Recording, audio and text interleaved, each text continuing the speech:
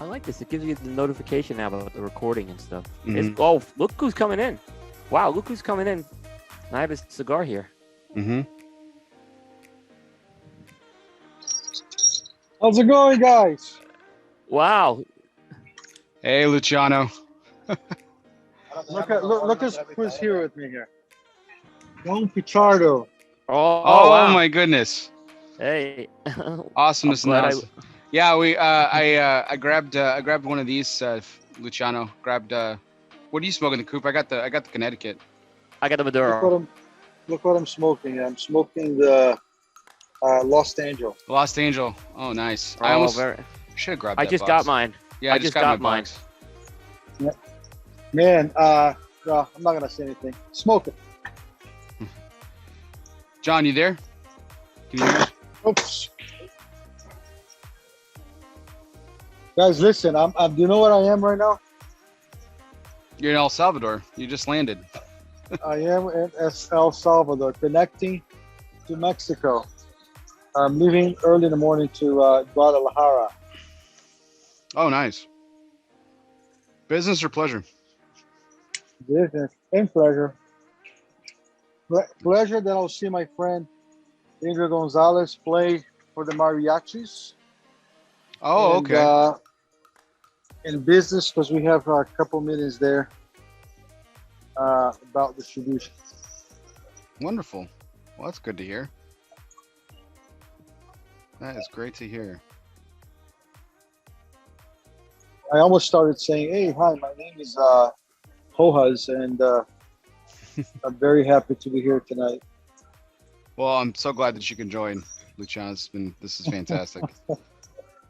It's a pleasure, brother. Pleasure. And I have Pichardo here, who doesn't speak English, but if you guys want to talk to him, I will be more than happy to translate. Wonderful. One after two.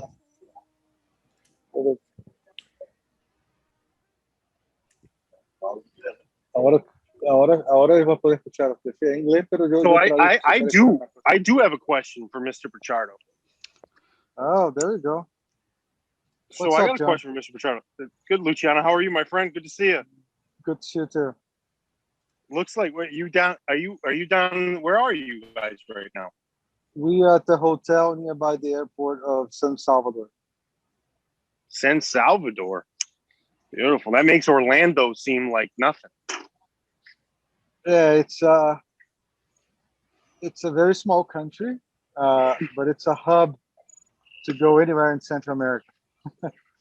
My favorite story with you, Luciano, I don't know if you remember this, was 2 years ago at the PCA show. Okay. I entered the free throw and 3-on-3 contest in a suit. I and remember dress that. shoes. Yes, I remember and that. I beat Dominique at the free throw contest. Now he's not known for his free throws. However, I still beat one of the top 50 players of all time and a Hall of Famer at a basketball contest. So I will forever be proud of that. That's definitely something to remember. bragging rights for life, man, for sure. Yeah. I was going to say, put it on your resume.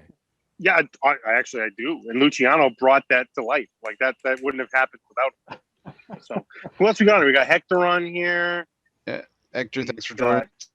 Tripp, Waldrop. We got Tripp in here. We got Coop. Wow. So how's everybody doing tonight? We got a little ELOSOFUMAR herb. Yeah. Little also Fumar herb. Who couldn't make it? A bear. Let's throw him under the bus. Yeah, Let's throw him under the bus. I'd rather not. Things happen. We just happen. No, I mean I'm not trying to throw the guy under the bus. I mean, hell, you know. Hey, I mean, I am totally trying to. okay. Well, I am too, but you know, I'll let John take the heat for that. We just hope that everything's okay and everything. So I'm in awe actually of everyone just coming together. This is fantastic. That's what we do. That's what we do. I don't want to say that I got stopped on the way here, but I got stopped on the way here because I wanted to get here. I didn't want to. I was thinking that as I was driving, you were here by yourself. You know, nobody had answered the call, but hell, I don't feel so bad now. So we're good. Hector, don't you have a get out of jail free card in Miami? It says retired on it, but still, we're a big department. I had to schmooze the guy for a few minutes, Had to schmooze the guy for a few minutes. Oh yeah, Hey, you work in listen. hammocks? Yeah, I used to work there. Oh well, come on, go. Yeah. Hey, guys, there's something historical happening tonight. Tell us about it. Yeah, this is the first time that Pichardo has ever been in a show. Oh wow. Oh, wow. This is happening tonight. Look, So, Look at so that. that's the guy why in the camera. that's why I have a question. I want to know a little bit more about Pichardo. So obviously, I've got Brian McGee with Crown Heads, and Crown Heads distributes Ace Prime. So I always have a question. I always ask. I want to know more about Pichardo because I don't think people understand what he's been doing and what has brought you all to where you're at now in the relationship you have. So if you guys could share a little bit more about what Pichardo's been doing, what you've been doing, Pichardo, you be fantastic. You want to know about Pichardo history, or you want to know about our relationship? I want to know about a little bit. I want a brief synopsis of the history, and then I want a little bit of brief synopsis about the relationship and how this got started and what brought you all to where you're at today. So I want what started, what he's doing, and where you all are at today. Sounds good. So I'm going to do a quick brief then. So Ernie Carrillo introduced us about 14 years ago. Pichardo was fleeing Cuba. He was actually in Brazil for a while. I was working with Ernie, learning about the business. Ernie said, you should meet this guy. He can help you. He's this amazing encyclopedia of tobacco. You guys should connect. So we connect, and here we are. So this is the short version, right? About Pichardo worked for Partagas, Vanos SA for many years. He's one of the developers of the blend of the series D&E of Partagas. That's kind of how he's known for. But man, this is a good friend, a guy who taught me a lot, and it's one of my mentors and a very good friend. And then I'll let him speak, and I'll try to translate. He doesn't speak a word of English, by the way. Pichardo, está pidiendo para que tú cuente un poquito de tu historia en el mundo del tabaco. Yo voy a traducir, pero tiene que hablar despacio para que me des tiempo de traducir. Diga que está escuchando. Okay. Hector, if we need you back. We need you for backup, Hector. You're here, right? I got you, Luciano. Go ahead. Okay, no, nosotros, yo vengo de la época de el Master Arsenio Ramos. All right, he started in the era when Ramos was the predestined cigar maker in Cuba at the time. In Cuba. Sí, yo fui uno de los alumnos de Arsenio Ramos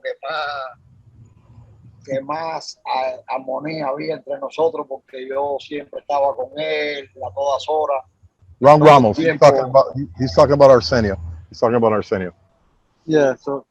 Hicimos muchas ligas para las marcas cubanas, que a veces teníamos un año haciendo una liga, 6 meses haciendo una liga. He worked exclusively in Cuba making some blends. Sometimes the blends would take 6 weeks, 6 months, up to a year. En mi juventud yo me esforcé mucho en el mundo del tabaco, porque siempre quise ser reconocido por el esfuerzo que hicimos cuando comenzamos a trabajar en el mundo del tabaco. He's made a considered effort to really to thrive and work hard in the cigar industry, to make a name for not just for himself, but what he did before in the company, with the people he worked for before. Sí, para mí el tabaco es como la sangre, ¿no? Es una pasión que tengo yo, que nunca lo hice por un salario, nunca lo hice por un horario de trabajo. Siempre perdí el sentido común de las horas, de la hora que era, si era hora de almuerzo, si era hora de comida, si era domingo. Perdí el sentido de los horarios cuando estaba dentro del proceso de tabaco. Tobacco is a passion for him. When he's involved with tobacco, working with tobacco, he loses track of time and the days of the week. He's enveloped by it. That's awesome. Siempre lo que más gusté en el mundo del tabaco, lo que más me gustó en el mundo del tabaco fue el cultivo, la siembra, el procesamiento de la rama, la fermentación, la curación para obtener los colores, los sabores en la casa de tabaco, en la curación. Es la parte menos reconocida en el mundo del tabaco y la parte más importante en la construcción de un puro. Well, like we've talked about before, Coop, he really enjoys the aspect of the cigar industry where it's the planting, the cultivation, the harvesting, the processing of the tobacco, getting the right colors, getting the right fermentation. That's always been his joy. Lo más importante cuando dominas la fermentación, la curación de los tabacos, eso te da un poder, te da un conocimiento para obtener los sabores, las características individuales por cada tipo de tabaco, de regiones, de países. Te da el conocimiento de las características de las hojas de tabaco, qué aporta una cosa, qué aporta la otra, qué te aporta las sales, qué te aporta el dulzor, el ácido, dominando and learning what it is to work with fermentation, the cultivating of the different species, different types of tobacco and the fermentation is where he's really gotten his expertise. It really has allowed him to be able to know what particular characteristics the tobacco that he's working with has. Yeah, especially acidity, salinity, minerality. Cuando dominas una gama de sabores de tabaco internacionales y nacionales, como lo quieras ver, eso es lo que te da el piso, eso es lo que te da la base para poder construir los diferentes tipos de puros, con las características que los clientes lo deseen, o que los clientes te pidan un tipo de puro con diferentes características, conociendo el origen y el resultado de las hojas de tabaco después de ser fermentadas. Es más fácil para un master blender poder llegar a la construcción de un puro con los diferentes sabores que solicite el cliente. It's with that. It's in that learning, in that technique that he's been able to master, the different blends, the different tastes, the different types, styles of tobacco that he's been working with. So it's given him the foundation to succeed at the moment. Well, that's wonderful. So, gentlemen, I'm just going to interject for a second. You better believe I'm going to leave this in. So I just want to thank, before we kind of officially kick things off here, I think, well, they already kind of were officially kicked off, but I can't thank you enough. Coop and I always talk about it all the time, man. There's no industry like the cigar industry, and everybody helps each other out. And I put out a message 30 minutes ago. SOS. Yeah, an SOS, a Mayday, 911, and everyone has joined in tonight. So I'd like the honor and the privilege of introducing everyone. So I'll just do like I said, I'm keeping all this in, but I'm going to just do the formal countdown anyway and kind of get us started here. Got some questions to kind of put to this illustrious pinch-in panel, and looking forward to talking with you gentlemen for a little bit. And if anyone needs to pop off at any time, totally understand. This was last second, so thank you so much. So in 5, 4, 3, 2, 1. Good evening and welcome to ELOSOFUMARTAKES. This is our 172nd take. What an amazing take it is. Pinch hitters alike, an assortment of amazing guests. This is fantastic to have everyone in the house tonight. I can't believe my eyes. I can't believe my ears. Without further ado, let me get to introductions. It is my honor, it is my privilege to welcome in this assortment of amazing gentlemen. I've got Luciano Meirelles of Ace Prime and Eradio Pichardo, who landed in El Salvador literally 20 minutes ago. John Carney, who knows where John is? He travels about 360 days a year. Hector Alfonso of Espinosa Cigars. He got a speeding ticket. He's retired No. for 2.5 seconds. No, didn't get a ticket, but got a stern warning. Got a He stern still warning. he still got clout. He still has clout. I've got Erron Nielsen, the newest member of the Cigar Coop team, Tripp Waldrop of Cigar Federation, and of course, my good friend and partner on Cigar Coop Primetime Special Edition, Mr. Will Cooper, as well. Gentlemen, how is everyone doing tonight? Pleasure to be We here. love you, Bear. Pleasure to be here with William Cooper, the Dean of Cigar Media. Yep. I was watching a really bad. Too I was kind, watching. Too kind. Couldn't have watching said it a better really- myself. Couldn't have said it watching better. By the way, really By the bad way, let's show talk with my real wife. quick about. Let's talk about what Hector just said. The dean of cigar media. That's new. There we go. I don't know if that's been said before. That's beautiful. I like and it. I don't They're think this. It's not Yeah. true. It sounds like senior, you know, It's not true. like old, like he's the pot here. I think this is very. It's not. I wouldn't say regal. It's very prestigious. If anything, I mean, the dean. I would love to be. I mean, in the cigar business, they tend to call people the Don, right? So it's like Don, Don Pepin, Don or Don Padron. Don gets put in front of your name. I always wanted Don in front of my name. But I think John in Carney? media, it doesn't. Yeah, it does. I've been called that before, but it doesn't get better than the dean. I think for media, this is definitely an educational experience, and Coop, I think you really should embrace that. I mean, I'm honored, but I'm just a guy who. He's a humble guy. I'm He's just a humble guy. who does what I do. Yeah, I mean, I'm honored. You're the dean. I'm very honored. You're the dean. You're And the we dean don't- from here on out. You're the dean. And we're I not, like it. and people should know better to tug on Superman's cape from now on. He knows what I'm talking about. He knows what I'm talking about. So- I am. I know. I don't care. But my man, good to be on here. I never met Luciano. I think we've talked via through Eric, but it's nice to meet Luciano and Pichardo. I've seen him in Pleasure Esteli. too, man. I've seen Yeah, Pichardo in we- Esteli. I didn't actually know who he was at the time, and obviously John. John is a legend. And my good friend Tripp, who I'll be up there. We'll be up there in August to go have some more dim sum, right? Oh yeah. Oh, yeah. Dim sum is happening. Beautiful. You left out one. Oh my God, I didn't see him, Mr. There is Erron. Hey, how are you, brother? How you doing? Sure. How are you, sir? Always Good. to see you. Good to Good be to see you, with sir. everybody. I figured I better go get one of the cigars that from an East Prime perspective. So I had to jump off camera for a second. So good to see everybody.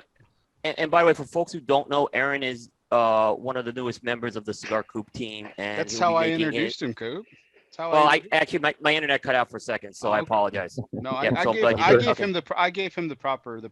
Okay, So that- perfect. Yeah. There was a big hiccup up with my internet, so yeah. This brings up a really good question, though. So Coop has now been deemed the dean. I like this.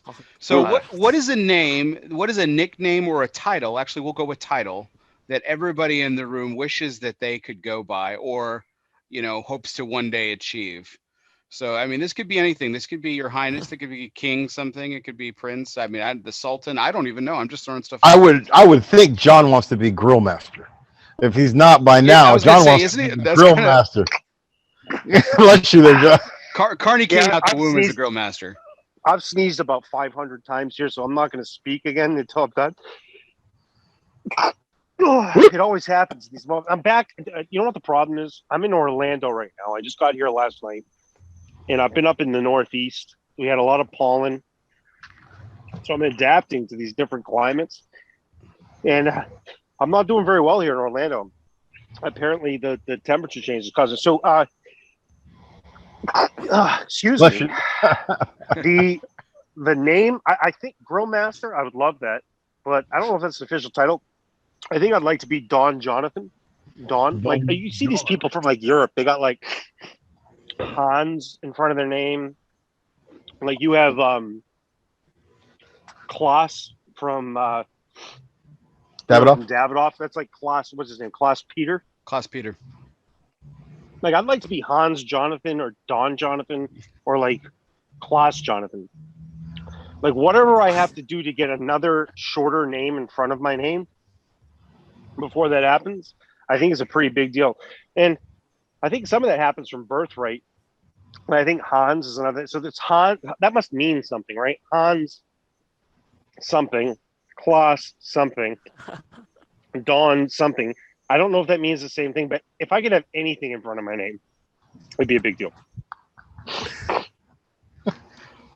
Well, so by the way, can we bring something up real quick? So Andrew here, the new friend from Coop, I'm going to swoop it. He either looks like he's in a Queen music video. I know, right? Or he's like Ron White Jr. He looks like Ron White. He looks like It's like a floating head. It's like a floating head there, yeah. Yeah, and then he's like Ron White in a Queen music video. I should go change shirts because the black on black, but the floating head is I probably very cool. I'm not gonna lie to you. It's very cool. It's a great look, Aaron. It's a great look. Good look. So, Aaron, not Andrew. Sorry, Aaron. I called you Andrew. John, your reputation precedes yourself from a steak standpoint, and I've been called far worse than Andrew in the past, so that's fine. I was thinking about the what I'd like to be called. Gretzky being called the Great One. I mean, that's really damn good. I mean, I don't know if his wife ever calls him that, but that would be a really good one. Well, governor. I mean, if you're a governor, I always say, greetings, governor. Hello, governor. Hello, governor. Sorry, Aaron. You're now Andrew Aaron Nielsen.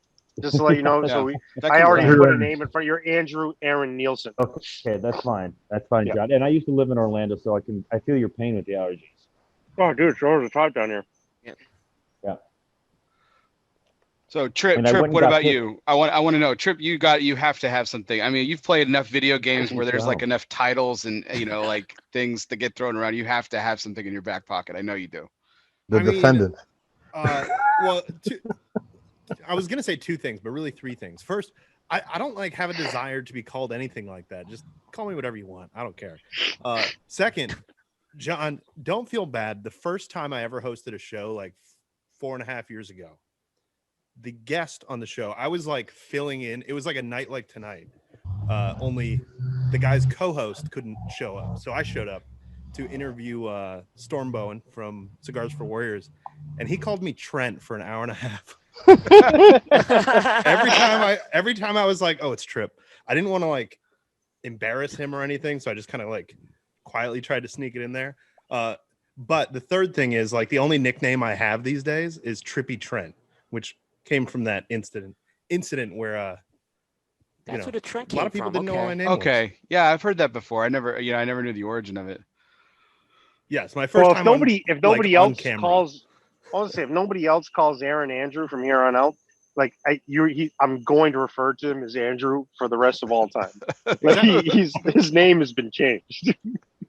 But the name that I would choose is Commodore. Call me Commodore. Yeah, the Commodore. Yeah, I Nice. like that. That's a good one. Luciano, I'm eager to hear from you on this. It's more of a fun topic. We have a lot of good, deep, philosophical discussions. I feel like all the time, so it's nice to get some fun answers and stuff in from you too. I like joking around with you too. Oh man, I don't know, dude. It's kind of weird when we deal with our European distributors. Some of them kind of brand me as Don Luciano, and there's an awesome Spanish wine called Don Luciano. So I think kind of sounds cool, but to be quite frank, it doesn't sound right in my ears. It's kind of weird. The whole the word Don, and Hector can help me here. It's a contraction of Doño, just like Doña, which Like means, Doña, absolutely. It refers to ownership. It has to do with actually the post industrial revolution thing, where if you own something, you don't have to have a degree, you don't have to have a noble title. If you own something, they call you Don because you the owner. Doño means owner. So like Don Pichardo means the Pichardo owns something. So we got to respect him by calling him the owner of something, you know? Yeah, I mean, I don't know, dude. My wife calls me Lou, and close friends, you know, especially in the US, they call me Lucci, which is kind of sounds weird too, but I got used to it. I don't know if I could ever have. I mean, I feel like we've built a great friendship over the years. I don't know if I could ever be comfortable calling you Lucci. That would just, I don't know. That's a certain level of informality that I'm just not comfortable with necessarily. Don Lucci kind of sounds Italian. Yeah, I was gonna say that's pretty Godfather-esque. You just like that's the guy who like you know like it's a guy who's working. He's the guy who's controlling the wharf. Don, you know, Don Lucci. Yeah. Getting cooked back down at the port. Yeah, kind of guy who comes in the restaurant through the back, never comes in the front door. That kind of guy. So Hector, you're not getting up on the hook on this, but speaking of great nicknames, I mean, look who just arrived in the room today. We got Mr. Ben Lee, also known as the Bull Shark. So love it. I've been talking to Ben for 3 years, and I've never heard Bull Shark before. So it's all about Bull Shark approved, man. Really? Yeah. Seth gave him that. You've been on the draft show a couple of times. We've talked a couple of times. Bull Shark never came up, so Bull Shark's legit. I like that. Yeah. Seth gave me that years ago. Yeah. He sent me something in the mail, called me Bull Shark, and then he kept referring to me as Bull Shark. Seth has a great name. I had to name you. Yeah, tuna. Big Tuna. So the Big Tuna. Yeah, we would talk all the time about, you know, on the show or whatever. We would do stuff about Cuban cigars, and it was him, and then what was that? Catfish, Big Tuna. He said, we got to get you a name. So I figured you live on the Gulf Coast, so Bull Shark. I'm like, okay. I'm gonna call you Bull Shark from now on, dude. The worst things. That's perfectly fine. Seth has that Big Tuna is a great name. When he went hot and heavy during COVID, and he was doing all the Cuban cigar talk, I started calling him Comrade, which is what they called each other over there in Cuba. So he wasn't fond of that, but that's a good nickname, Bull Shark. All right, Hector, you're up. What is there a title that you would want to go by? No. I kind of like the little nickname that they hit me with a couple of years ago. It's kind of stuck. So Mr. Warmth. Mr. Warmth. I mean, for the guys who know me, I'm a super warm guy. I don't understand where all this this comes from. I mean, I'm super friendly, aren't I, Coop? You've been, yes. I was gonna say the silence. There are certain guys that push your button. Here's the problem. There are certain guys that push your buttons, right? Yeah, there are. So, he's very good. And I think that's where the name came from. And we could probably think of who those people are that push your buttons. They're not that many, but yeah. They're not that many. They're not that many, but yeah. Hey, look, man. Don Hector was weird when I got to Nicaragua. I've been going to Nicaragua now for 9 years, and that Don Hector was really because Don Hector's my father, you know. So it was weird to hear Don Hector for the first time, and then I'm like, damn, it made me feel older, or it made me feel already older than what I am. So when they call me Don, I used to cringe, but it's a sign of respect when they say that to you down there. So you just kind of embrace it and move forward and stuff. But no, I can keep if I can keep Mr. Warmth, I'm good with that. So I've always wanted to put the name Esquire at the end of my name because it's a term commonly referred for lawyers, right? Like it's protect, it's used in the legal profession for the most part. But actually, the word Esquire is not really. It requires no requirement. You know, it's not like it's not like royal lineage. You don't have to be born into it. It's not like something earned like a PhD or a doctorate. You can literally, everyone on this panel could refer to themselves as so-and-so Esquire. So I've always kind of toyed with that, like just like, if, putting on a byline or everything, just, but like Bear Duplessis Esquire. I think, it has this ring to it. But it does have an air of certification, Yeah, exactly. It makes me sound like I'm more legit than I am. It's pretty cool. I'd like to be called Monsignor, but that could also take you in a whole different direction, you know. So Hey, it's Coop, can you change my business card real quick? Can you put Esquire after my name? He can do that as long as he puts Andrew Erron Nielsen Esquire. I always said that if I were to hit the lotto, I would get one of those rich guy names where I would use my first initial, then my middle name, and my last name. Yeah. I've always wanted to do that. That's also really popular in the legal profession too. Because I've got the worst. I have the worst middle name. I have the worst middle name in the world. So it's. Oh, I mean, you know, I've done really good to keep that a secret for like 32 years. So so like all those, I'll tell you, these Latin people that have these questionable middle names, they usually just refer to their middle name as X. They're like, oh, it's my middle name's X. It's because they hate their middle name. So like, I don't know what it is. It can't be that bad, but they always say, oh, my middle name is X. I'm going to tell you guys what my middle name is. My father was so proud and so happy when he left Cuba and he came to this country. And you got to understand the story just so you can see how a young immigrant coming to this country, you know, kind of fucked it up a little bit. When I asked him where I got this middle name, he goes, I was so happy to come to this country and so glad that I could come to the United States that I wanted to name my son after the first American president. So you would think my name would be Hector Washington Alfonso. It's not. It's Hector George? It's Hector Jefferson. He was off by 2 presidents. My dad was off by 2 presidents. You know?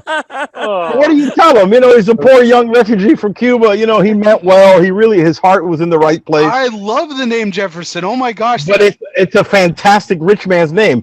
I'd like you to meet H. Jefferson, the H. Jefferson Alfonso Foundation. That sounds like a foundation with money. Oh, it's beautiful. You know, It does. Hector Alfonso's foundation doesn't sound like it has 2 nickels, but the H. Jefferson Foundation, that sounds like it's gonna. We're sponsored. That's got legs, man. That's going some places. That's gold, baby. Yeah. It's gold, Jerry. Gold. Look, you're named after our Renaissance president. Absolutely, a guy who liked to fuck around with the help. Nothing wrong with that. You know. I just think that you and Andrew could really make a go at it, Hector. It could actually change the whole dynamic of who I am. H. Jefferson Alfonso. That's we might go with that in 2022, Coop. We're gonna see. We're gonna try it out. Yeah, H. Jefferson Cigars by Eric Espinosa. Oh, I like that. If only we can get Eric. Eric can't get Eric on board with that, but I like where we're going with that. Yeah, the what's new in the cigar industry. Everything's always what's new. What's new is H. Jefferson, baby. The H. Jefferson's hot right now.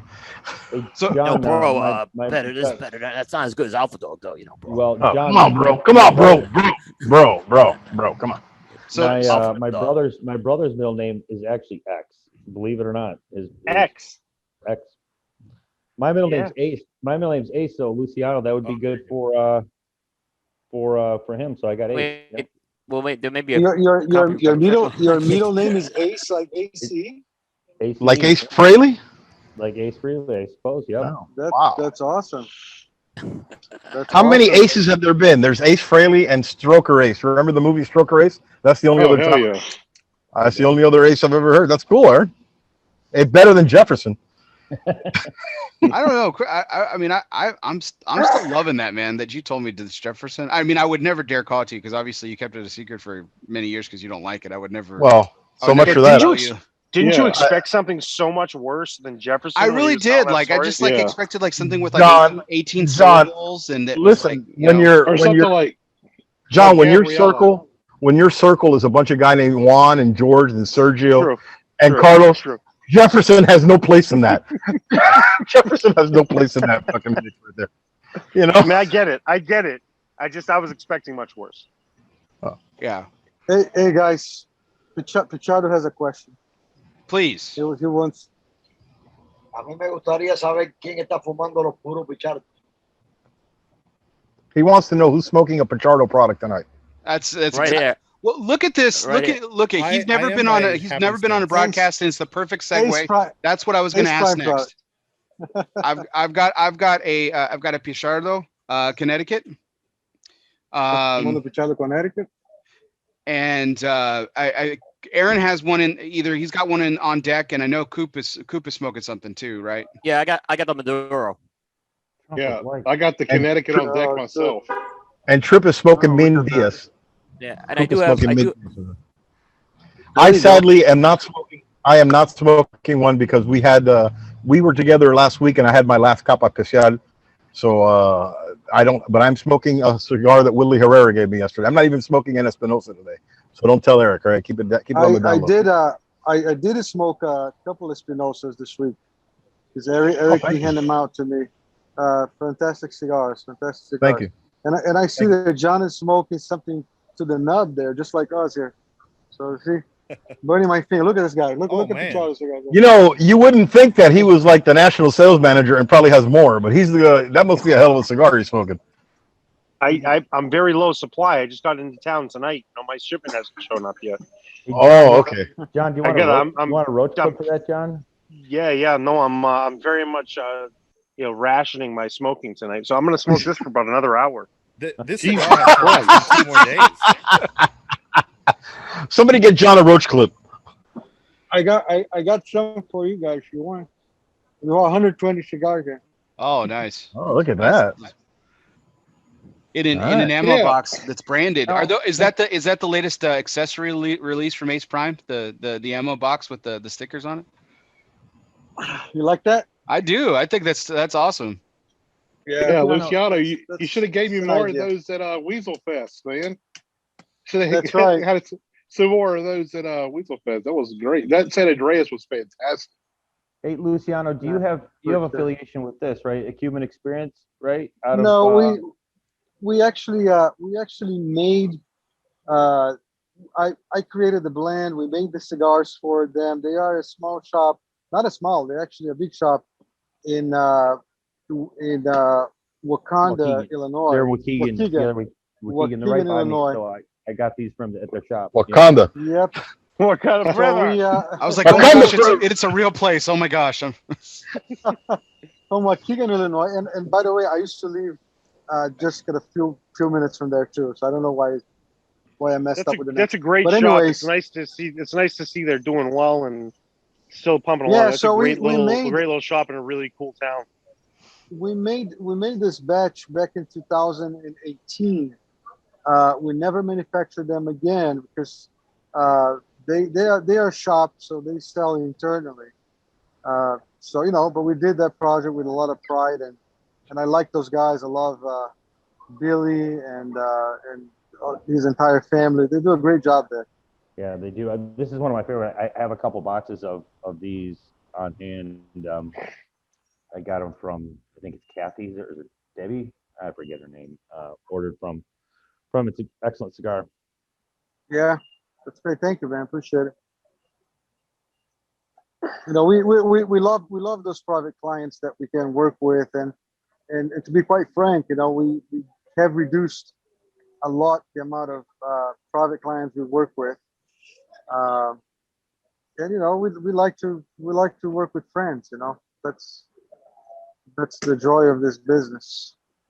Just like I was talking to Eric the other day, and we're planning a bunch of stuff for the PCA, and I think I probably talked to Eric Espinosa, 3-4 times this week already.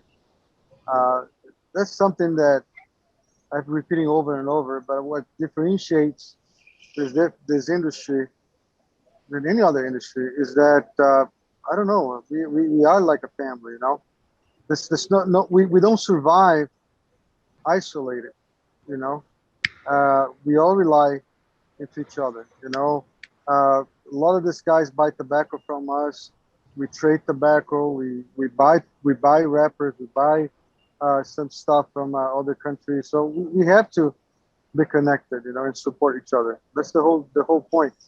A lot of people think that there's this kind of competition all the time, and I don't think there is. To be honest, I think there might be a difference between, like the very, very small boutique companies, then the medium-sized companies, and the large corporations, where large corporations probably don't.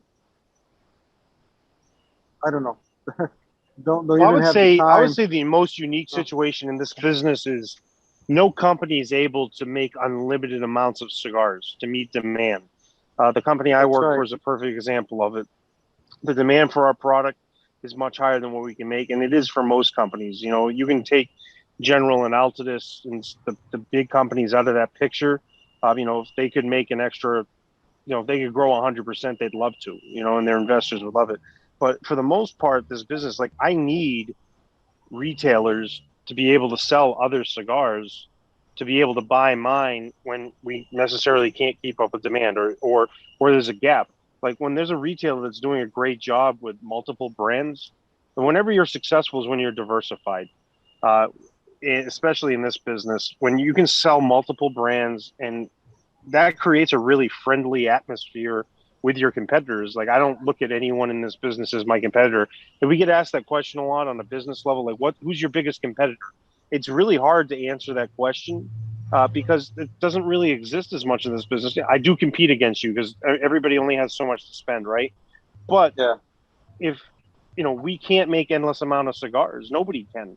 So you need to have that healthy business, because we need retailers to be healthy. We need them to be able to sell other cigars, because that allows them to buy your cigars. If they were just selling one brand, I mean, I don't know if you've ever walked into a store that sold one brand of cigars, because if you did, they'd probably go out of business. It just wouldn't exist. So that's very healthy in our business, I would say. Especially with now everybody. I mean, I know we are, and I know for sure LFD is. The back order situation is greater than it's ever been. I mean, you're. Hey, I'm sorry, I don't have this, but hey, I have this. This is very good too. I walked in today. I'm in Orlando, so you can guess where I walked into. But I walked into one of the largest retailers in the United States, and in the world. And this is the lowest I've ever seen the back stock for every brand, ever. And their place was busy. They had 150 people sitting inside, and I'm sitting there, and I was, and I was like, thank God they have these relationships with everybody and with my competitors, that they can have this, because you need to have people need to keep smoking cigars. And if people weren't working together and we weren't as friendly as we are as an industry, it would never work. And now is a better example than ever of the friendships and the relationships in this business, creating an environment that's great for the consumer, where they have great products to smoke. That's a reality. And as I said, if anything over the last year and a half has shown, has been how we all come together and get along and work together. Because what's good for you is good for me, because what's good for the consumer is what's important at the end of the day. I'm fascinated that you still get asked that, John. I'm actually floored by it. The fact that you get asked who your biggest competitor is in this industry. Are these like regularly? New I get asked regularly. New retailers, or like existing, like long tenured business, like retailers, consumers. Everybody's interested in how the business works, and in all other businesses, there's a lot of competitors, and there are in our business too. But it's just we're close together. Like, I need Luciano to sell a lot of cigars. There needs to be places when I can't meet a need, or Eric can't meet a need, or whoever. There's no way that anybody could double their business or make unlimited amount of cigars and prepare and present the same type of product. So, this is a really special business, and it's fortunate that most of the cigars people smoke nowadays are fantastic. And everybody's got great products coming out, and that's healthy for the business. It's absolutely true what John says. You sit down, especially if you have a shop that you tend to frequent, and the guys at that shop become kind of spoiled, because a lot of cigar guys stop through there because they come into town and they want to hang out with Jack or myself, and these guys hear how we talk about things, and they always ask the questions, and I try to make the answer as difficult as possible. It's not about competing. It's just about there are certain brands that I told them that we have this huge pie. There's this huge pie, and every manufacturer is a pie. And then, you have this, oh my God, what do you call it? A Venn diagram, where everybody kind of has a little piece of this and a little piece of that. And they kind of look at me, and I said, look, what's important is that, that we're able to make cigars. And when we don't have a particular brand of Vitola or a particular SKU, hey, you're an Espinosa guy, or you're a Crown Head guy, or I'm moving on to this one. I'm moving on to the pandemic has really helped some of the slower moving SKUs who weren't getting as much attention or much love before, so this is a great business. But John says you want retailers, just because you can't, you want retailers to succeed so they can pay their bills and they can order more cigars. That's what you want. Yeah. The one thing that I can add to that, well said, both you guys, is more important than moving your cigars is getting people in and out of the shop. Like, if there aren't other, like, Fuente, if a guy isn't going to come into the shop and look for Fuente, there's no way he's going to find your cigar. He needs to come into the shop, and you need to have, like, all those brands there, kind of running the gamut. No, that's a fair point, Tripp. And that's also like why we say in the retail game too. That's why,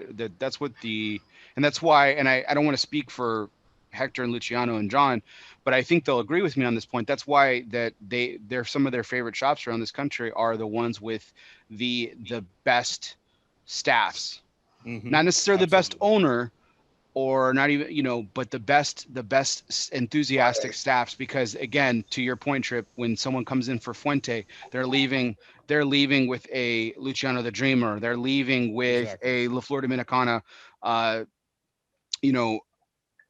double Hero. They're leaving with an Espinosa Habano. They're leaving with these cigars. I just named like my favorites from all three of them, but whatever. It doesn't matter. They're not even in the same gamut of the palette spectrum, but that's fine. But I think that's a great point as far as allowing traffic to come in, because then they're like John said, he needs Luciano to sell. So this is an interesting flip on the question, because Tripp, you're with Cigar Federation. Ben, you've been with a couple of media outlets for a number of years, and yet here we are, the three of us tonight, and Coop. I have my own brand, but I work alongside Coop. I mean, even in the media game, the cigar industry kind of shifts away. And I know we kind of hinted on a subject from earlier this week. I'm not getting into that. That's not my point. But I'm saying is how the industry as a whole, very generally, is about helping out the next person, and we really come together when it needs to happen. I just have something to say. I was never invited by Cigar Federation to be in their show. I'm sorry. We haven't done interview shows for almost a year, but I'm going to give you the first slot once we start doing interviews. Oh, how about that? Again. There you go. How about that? Oh, there you go. You promised online. All right. Yeah, I said it on the air, so now I can't take it back. Yeah, I was going to say, he's good. He'll make good on it, too. By the way, Luciano's schedule's pretty busy, so it's going to be a long time till he can fit you. He came in from El Salvador. I always make time for you guys. You know that. Yes, you do. He sends the message. If any of you guys missed this, okay, and then to my audience out there, okay, so like I said, I put out the message that we had an unfortunate situation where my guest couldn't make it tonight, and I needed anyone and everyone to come on, and we were going to have, like, I guess, an old-fashioned, kind of Herf style, but throwing around some important questions like we've already covered tonight. And Luciano sends this message. He's like, "I just landed in El Salvador. I'll be on in 20 minutes." I mean, it was impressive. Yeah, it was impressive, because I was in on the chat, and I'm sitting there, and I read, I'm in San Salvador. I was like, "Oh, Luciano's on," and then I read the next sentence. "I'll be on in 20 minutes." I was very, very impressed. Well, that's why I got stopped, because I'm like, I'm not gonna let a guy who's flying in from El Salvador beat me. I'm local. If I'm not on here, what am I doing? I gotta get. He goes, "Hey, you were going 75." Yeah, but there's a guy in El Salvador who's gonna get on before me, bro. Come on, you gotta let me get out of here. I wanna say something, maybe just kind of to make a point here. If Bear calls me and said, "I need you," that's what I do with friends, and the same thing, like with Eric Espinosa this week. He called me, bro, and I always take his phone call, no matter. It's just like, if my daughter calls, I'm in a very important meeting. Who cares? I'm going to step out and just give her 5 minutes and see what's going on, what she needs. And, I think that's how I think we all are like that. It just happened that I was actually deplaning here in El Salvador, but I think all of you guys will probably do the same. Here we are. Yeah, we're all here right now. I'm actually in Antarctica right now. And I'm just here for the free South Antarctica, isn't this? Yeah. I just landed. We're the free samples. Well, I was told by Coop that that's what's going to be here, so I'm here for the free samples. Yeah. Very good, Andrew. Very good. Andrew's learning quickly. No, I'm very touched. I'm very touched by all of you. I mean, but yeah, I mean, I know Andrew / Erron probably the least out of this group, and you know, I said, hey, Coop, if you want to, because I know he's not on Facebook, I was like, hey, if you want to ping Erron, I would love to have him on too, and I'm very moved. It's really hard for me not to get emotional over here. I'm really moved by everyone's attendance tonight, and you know, even a couple of people messaged that said they couldn't make it, and that's the fact that they even messaged, you know, I mean, it was just unbelievable. But I'm excited about this collection of folks here too, because we're you know, for the companies that are represented, you know, this is an exciting time of year. The trade show's coming up in a few weeks. Now is everyone going to be attending, or are other plans being made around this year's trade show? I mean, after 1 year absence, I know that all of us are kind of really eager to really get back together, and I know it happened a couple of weeks ago at TPE, but I'm just curious, is there anything special going on around the show, or are you planning on attending? All I can say is I cannot tell yet, but Hector knows what I'm talking about probably. There's something special that Ace Prime, Espinosa Cigars, and Crown Heads, and one more guy that I'm not sure yet. There will be a big surprise coming from this company, specifically on this trade show. Well, that's exciting news. That's all I can say for now. Interesting. But next week there'll be some more interesting information. All right. Well, good. Well, we'll all be here for that. It may be teaser free, but Bear Show definitely is not. Yeah, actually, on the Coop rule, the guest is allowed to tease. It's just Coop doesn't tease. Yeah, oh, so gotcha. That's it. But I've never told the guests they couldn't tease. Yeah, like Luciano said, we'll be at the show. I think, John, you guys are going to the show as well, right? I think I got to get going. No, I'm just kidding. We're actually not going to be at the show. Oh, you're not going to be at the show this year? We're not going to be at the show. No, and we're not trying to make a statement about it. I think anyone that works in the Dominican Republic for premium cigars or owns a factory like we do, the pandemic has been brutal in terms of demand. It's just out of control. We can't keep up. Our factory just got back to regular production last week. Oh my gosh. So you're thinking like we're over 16 months, 18 months. So we won't be at the show. It's for us, I said, we're not trying to make a statement. It's nothing against PCA. We're obviously very supportive of what they're doing on a political agenda, in the industry as a whole. What we're focusing on right now is focusing our efforts on getting caught back up. I mean, we're months behind, in terms of production schedule, and it said that the show for us would be to take our factory team. Lito runs the factory. To take him out of the factory for 2 weeks in a time where we're just coming out of a very challenging moment would be very challenging. And I want the show to be very successful, obviously. But for us, our focus and all of our resources need to be focused on getting caught up. And it's really that way. That's why we haven't made a big statement. I know there's been some other media sources that ran a story last week that we're not going, a whole story to talk about it. Yeah, story. Honestly, it was funny because I was asked, like, are you going to the show? And my only response was no. And then there was like 3 paragraphs written, and I have no issues with that. People can write what they want. But we're not trying to make any type of statement about the PCA. We're not trying to be against it. We're really just trying to focus on making sure our retailers have the products that they need, and those efforts need to be focused in the factory. So we won't be out there this year. We have no plans for any new products right off. And the last thing we need to be doing is a deal to try to incentivize increased business. That's not fair to our existing retailers who are waiting on products. So yeah, it's challenging. And, I think we're in a unique environment right now where people want attendance to be based off of making a statement. And it's really not that. We're not General, we're not Altadis, we're not Davidoff, we're not Swisher. we're really just need to focus on getting caught up. I mean, if I could tell people how backed up we are, I think a lot of retailers get it. I mean, we're really backed up, and being back at full capacity is nice, but it's only been for like 3 days. So we'll see where it goes from there. And I'll tell you, it's not going to be fixed by July. So we're in a great spot. It's good. We're happy. The demand's there. We're selling a lot of cigars, but we need to be making a lot more and need to be selling a lot more to meet the current demand. Well, I know you all will certainly be missed, John. But I mean, to just to go along with your statement there, I mean, we know that Lito and you and the entire team at La Flor Dominicana is a pretty tireless supporter of the PCA.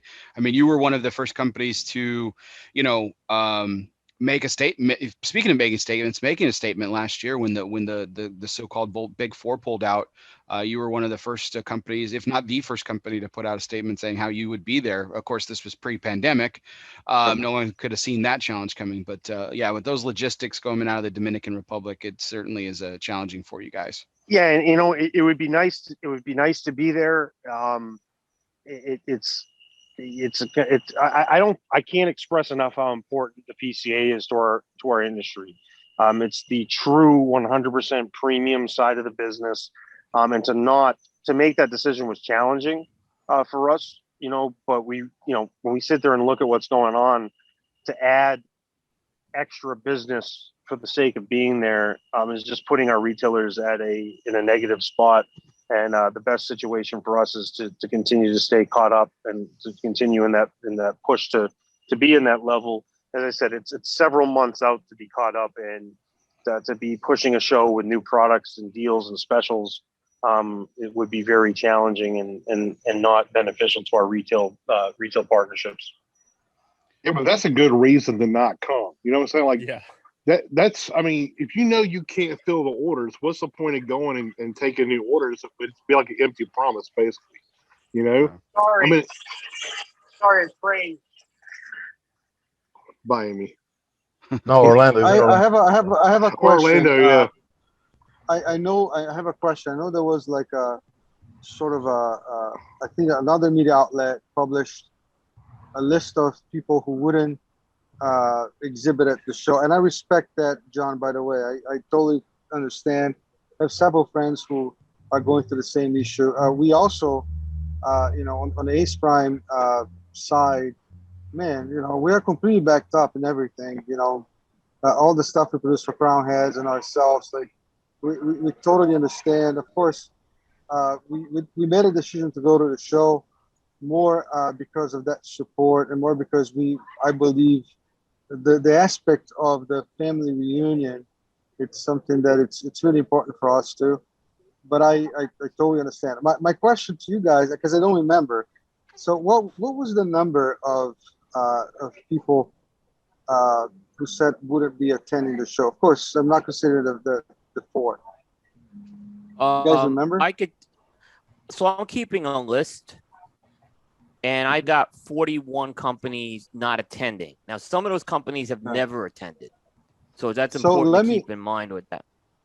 Yeah, let me give you guys some interesting facts. Okay, again, I'm not PCA. I don't represent PCA. I happen to be on the Manufacturers Advisory Board together with Rocky, Jorge, Pete Johnson, all these guys. What I can tell you from the numbers I saw, that every year we have at least 30 to 40 people who doesn't show from the previous years, but we also get another 40 new people who are coming to the show, new brands and new stuff. So that number doesn't really mean anything, in my personal opinion. I think what really matters is, in my opinion, is that most of the I would say not most, but like very important players in this industry, not just declare support, but for the first time are doing a PCA special, which is, I believe, over 14 companies so far. I think this show will really surprise a lot of people, not just in content, but in attendance too. I got the list today of attendees, and it is scary, surprising. My fear, again, is the same fear that John has. My fear is that, we are not doing anything like really special, but what we in terms of like specials like prices and stuff. But we are bringing, of course, Crown Heads and Ace Prime, a special product to the show. My fear is that we're gonna really triple that back order that we have right now, and we're all concerned about that. But I think it's worth of the risk just to kind of really be there and again celebrate this industry. It is a very important event where we can all get together. And John, by the way, I mean, of course, LFD will not be there, but you guys can come. Again, it's an opportunity for all of us to talk, to kind of have a feeling for the industry. And quite frank, I think what it's missing today is these opportunities where we can talk, sit down and talk, to look about what we've been doing, like what PCA has been doing for with the legislation and all the FDA issues. Believe it or not, most of the problems that we have today is because people are not talking. You see one group going to one direction, another group going to another direction, different definitions of premium cigars, and now they wanted to call it like handcrafted cigars. I mean, again, if we don't talk, if we don't see each other, if you're not on the same page, if you're not really in this, create opportunities for that interaction, we're going to always have that kind of issue. So I'm very positive about the trade show. A lot of people ask me, "Oh, are you with PCA? Are you so supportive?" Not that I am supportive, but I'm supportive of what is right and what is working, and I try to look at the people who are behind these actions and really try to see.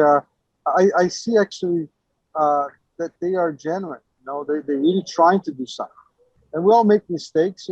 Everybody's human here, and I see that PCA has done a lot of mistakes in the past, and I think it's still kind of trapped into a business model that I personally don't believe in.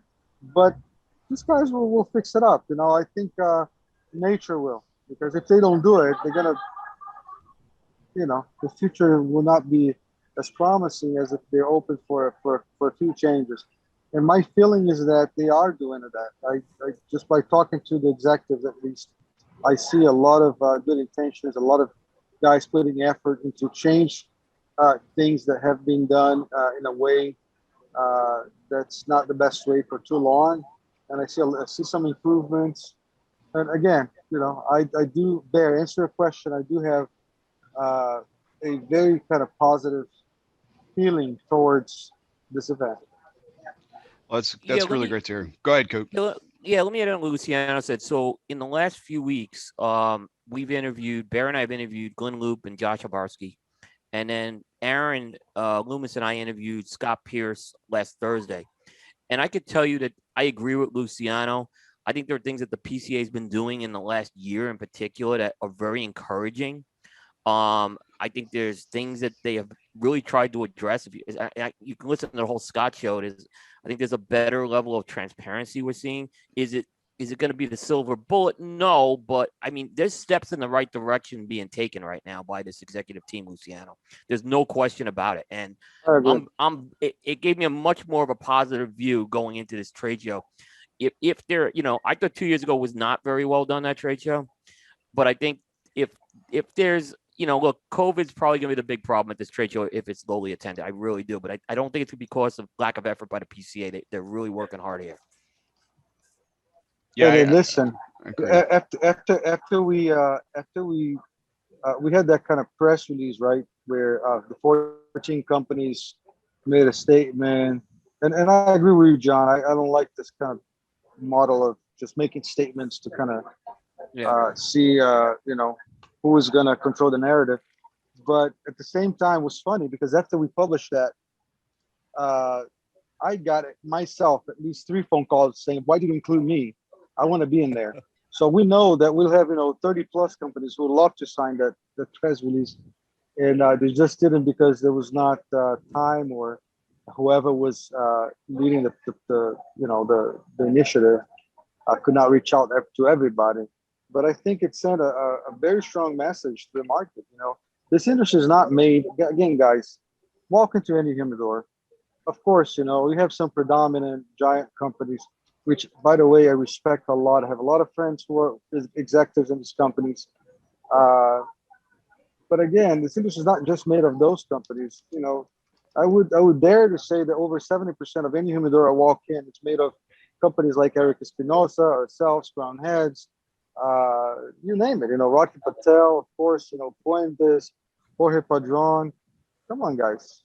You know, it's funny because sometimes you see some narratives that's completely discrepant from reality.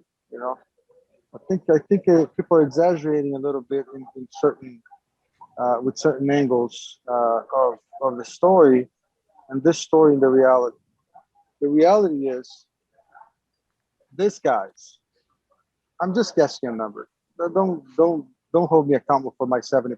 But I'll say, these guys are coming in full force with all their energy, not just to support an organization, to support our industry. You know, again, we all want this industry to succeed. And in order to make this industry succeed, we need to talk to each other. We need to be together. I actually said in your show, Coop, I don't believe that trade shows are the future of our industry. I don't believe in trade shows anymore. I think in our present, it's still relevant, not as relevant as 10 years ago, 15 years ago, 20 years ago, and it's going to become less relevant in the future. However, and I told this to Scott and everybody else, I think the PCA is and should be much more than a trade show. Those guys can be catalyzers of the industry. They can provide information. I think Josh now is doing a great job into providing that level of information, reports almost daily about what's going on in every single state. And we didn't have that 2 years ago. We didn't have that kind of report. We all get the message delayed and confused, and everything is way more clear now. And if PCA can be that catalyzer in our industry, I think it will be a huge step. And I think there'll be way more creative ways of doing business than a trade show. That I'll hammer that. I could see the trade show eventually becoming more of a conference where it's not necessarily built around sales, but having everybody in one place like that is so valuable. Yeah, and it sounded like I said from the discussions we had with Scott and Glenn and Josh, that's what they're aiming to do, and possibly look at some of these regional things to kind of do the sales component to that, but still get the industry together once a year. But I think it's really important. Look, Habanos gets their thing together once a year. So why shouldn't the U.S. industry be doing the same thing? Same with the Europeans over in Intertobacco. But you can't. We should be doing the same. You can't. I get it. You can't compare government mandated. I hear you. American free will. I mean, come on, man. But we should have a marquee event. We should have a signature marquee event where the industry is under one roof. I think it is absolutely, we should have our industry under one roof once a year, and that's I've talked a lot about this. I love seeing people walk into the trade show for the first time. That's something I really love to see, and just see their faces, because it's still a great event when you go into that, and it's like a city. You're in the city for like 4 days, and it's and then the city's broken down after 4 days, and it's kind of depressing when that happens because it's over. So I think it's important for our industry. I really do. It's definitely beautiful. And I'm glad to see that. Yeah, and I'm glad to see. Like I said, I think I'm encouraged from what I've been hearing and seeing, not just hearing, but seeing some actions taken by the PCA in the last few months. I think, the proof's in the pudding, and they're doing some of these things, and they're going to adjust it. And these are new programs that are coming into place. They're not going to be silver bullets overnight, but the framework's certainly there, I would think. No, I love the support that the trade show is getting, and I would argue that, and again, I'm not trying to be an apologist or make for what John was saying, but I think what John was saying earlier, and for the companies who are here represented and the companies who are, and what Luciano was saying about 70% of the companies, like I said, not hold them to that number, but a majority of these companies are coming full force. This isn't a pity party. They're putting together their best effort, and Flor Dominicana is putting forward their best effort. They want to get back on track now that they're back up to full operation. Just in the last 3 days and everything. So I mean, the last 12 months have really proved. I mean, as crazy as it's been, have really proved encouraging for the direction of the industry, in my opinion. And do I have a lot of questions? Always. But I'm really encouraged by the direction of the industry as a whole. But gentlemen, I wanted to shift something tonight too. Like I still wanted to kind of keep some structure to my show, but I had a really good question in mind, and I know everyone pretty well enough on this panel to know that they could probably answer this question. My only question mark may be Hector, because I'm not sure how many places he's actually lived. So we are going to do our One Must Go segment. So here we go. So our One Must Go is always brought to you by United Cigars, featuring La Giana Havana and distributors of Jose Dominguez, Bandolero, Garofalo, and the highly acclaimed Atabey and Byron line. So smoke one today and start living united. So here it is, gentlemen. Everyone on this panel is extremely well traveled.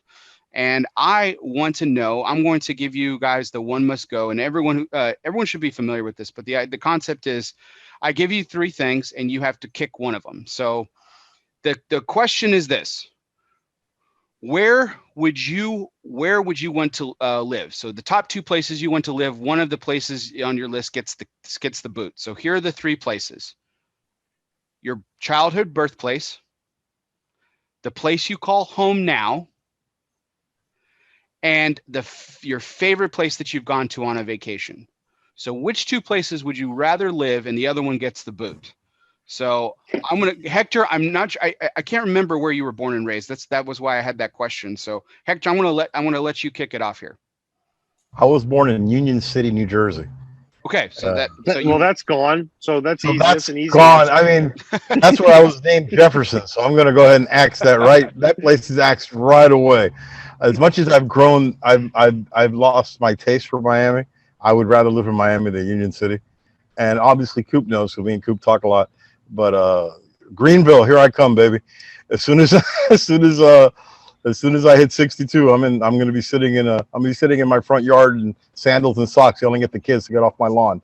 I'm moving to Greenville, South Carolina. So I'm looking forward to that. So Tripp, I'm going to kick it over to you. Now you were born on the opposite coast that you live now in Oregon. So where exactly were you born again? I can't remember. Connecticut, DC. Right? DC. Oh, okay. You grew up you just spent some time in Connecticut though, right? Yeah. Okay, I'm not crazy. All right, so born in DC, you reside in Oregon, and your favorite place that you vacationed. Which place gets the curb to live out your years? I can't not say my favorite place that I vacation is Nicaragua, and like the thought of a quiet life in a villa in Nicaragua sounds really nice. There's a lot of baggage that would come with that, but I would kick DC. What you're saying is you're there for the samples. Okay. Yes. But I would kick Washington, D.C. Okay. I don't really need to go back. So two hometowns, two childhood birthplaces already get the curb. Luciano, you're very well traveled. I know you are. So where birthplace, where you now reside, and the favorite place you vacationed. Which one gets the curb to live in? Dude, my life is so complicated. Man.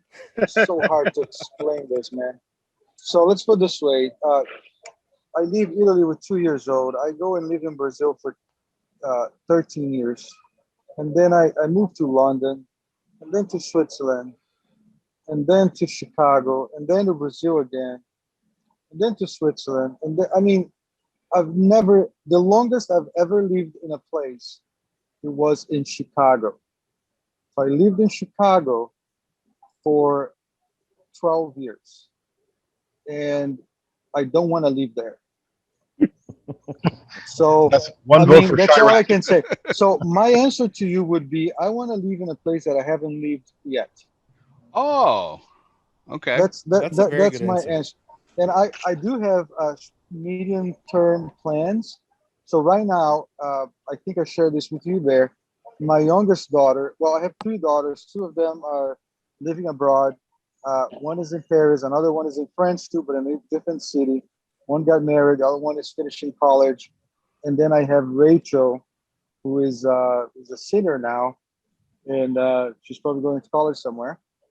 And there'll be an empty nest, and we plan to move to Florida for the only reason that, I forgot to mention that my my youngest daughter is actually training water polo in California. So now we're spending a season in California. Still have the house in Chicago, but I'm spending more time in Nicaragua. 20 days in Nicaragua, 10 days in California, and so I intend to move to Florida to be able to fly to Nicaragua in this 2-hour flight instead of flying like 6 hours. And that's basically the only reason. I really don't know what's going to be next, and my life has been like that for my life. So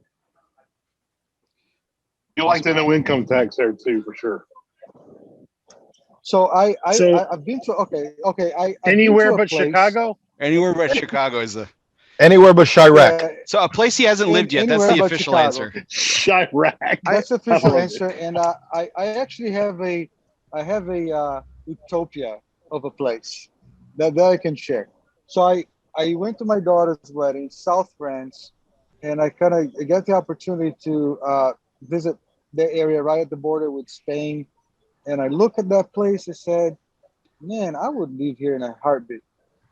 So maybe that would be the place. South France or North Spain, in between Barcelona and South France, whatever, Marseille. So I don't know, somewhere there. I love the culture. I love the food. I love the weather. I love the people. So probably there. Probably that's probably why I'm going to be 20 years from now. Catalonia, in that area. Nice. Yeah, I'm a little northern than Catalonia. Catalonia is more center, right? It's more. I would go more towards to the coast. Oh, gotcha. Okay. Catalonia, like close to like Andorra and the area. I would love to live more like nearby, more near Barcelona. I would say it's the biggest city. I would choose a smaller city, but near Barcelona. Nice. That's awesome. Oh, beautiful. So Carney, you were born a stone's throw from my father's birthplace in the great state of Maine. So that's where the Carney story starts. And you reside now in Florida most of the time when you're not on the road. And then, but favorite place vacation. So which one gets the curb? Man, so this is going to be my last answer of the night because I have to leave after here.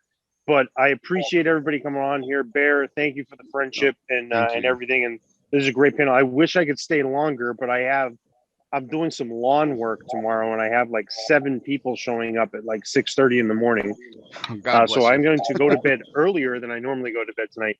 But no, thank you for having us on. And obviously, I'm always here if you ever need us and need me. And this has been fun. And I wish I could. I'm going to go take a shower. I'll probably be watching the rest of this when I'm in the shower just to let everybody know.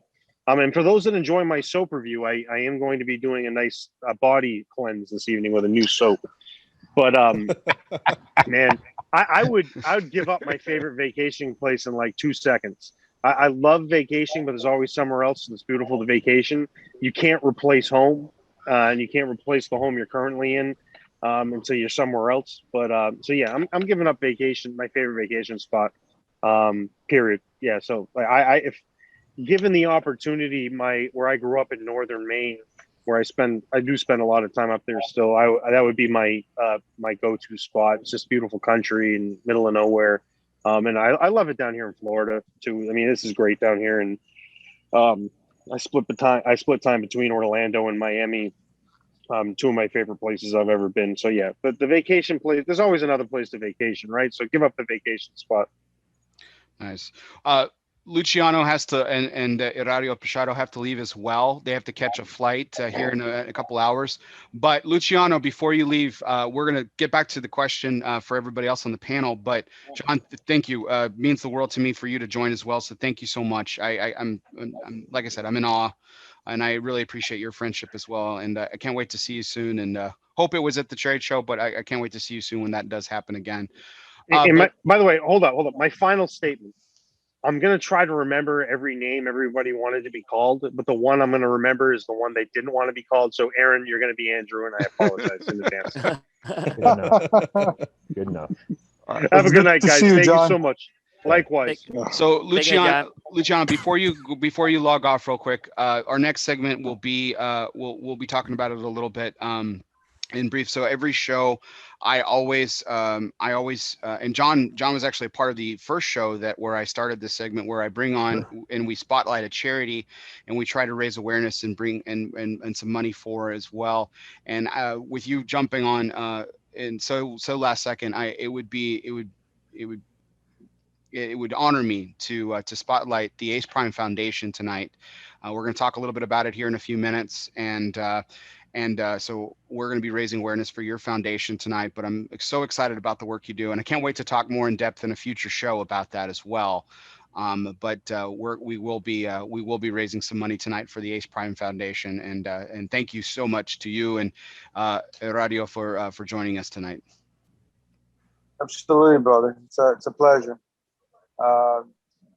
Again, thank you all, man. It was great to see all of you, Hector, Tripp, and now I got to be in your show, Tripp. You promised. Yeah, I promise.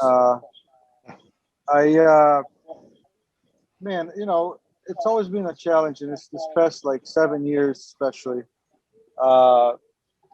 seeing the struggles that all the sport countries goes through, and especially Nicaragua, which probably the poorest of all major, cigar manufacturers place. It's that it really bothers me the fact that the industry has been growing more and more in Nicaragua, but you don't see a lot of change, especially in agricultural side of the business. And when I say agricultural side, I'm talking about the workers, people who leave sometimes with less than $2 a day. We can't change everything. We're just trying to inspire people to do different things. I'm not going to mention names here, but we started a program 5 years ago with having clinic at our factory. I know that Skip does the same thing from Roma Craft. But, because of some of our actions, some other bigger companies start doing things. And that is very rewarding, just to see people looking at and realizing that they can do things differently. I think that's very important. I appreciate the highlight of the foundation. We're starting a new project now. We want to create a tobacco university. I was moved by a story. Actually, it's a family story. When I was in Brazil, working this project, which was a 7-year project, we have a lady that used to work for us, and Cynthia was very busy. I was very busy. She was almost like a second mom to our kids. She was a cook. She gave her love to our kids, and our kids still consider her as almost like a second mom to them. And throughout this relationship, we knew that her dream was to study and to graduate in physical education, was something that she was dreamed about. And this will never be a reality for her. We decided to support her. And some of our neighbors and friends asked us, what are you guys doing? I mean, you're giving her education, she will leave, and she's so valuable to you. And my answer was, yeah, exactly. So, and I actually remember this story after talking to Roberto, who is one of our quality control guys. I asked him, I said, what's your dream, Roberto? What do you want to do, man? I said, I want to have my factory. And then I saw myself in the same situation. I looked at one of my best employees who wants to have his own factory. And my first reaction, I'm human, was like, motherfucker, he wants to have his own factory. But then I have a second thought, which was like, man, why not? Why should I be selfish to think that I need people to just help me achieve my dreams? If they have different dreams, they should go for their dreams.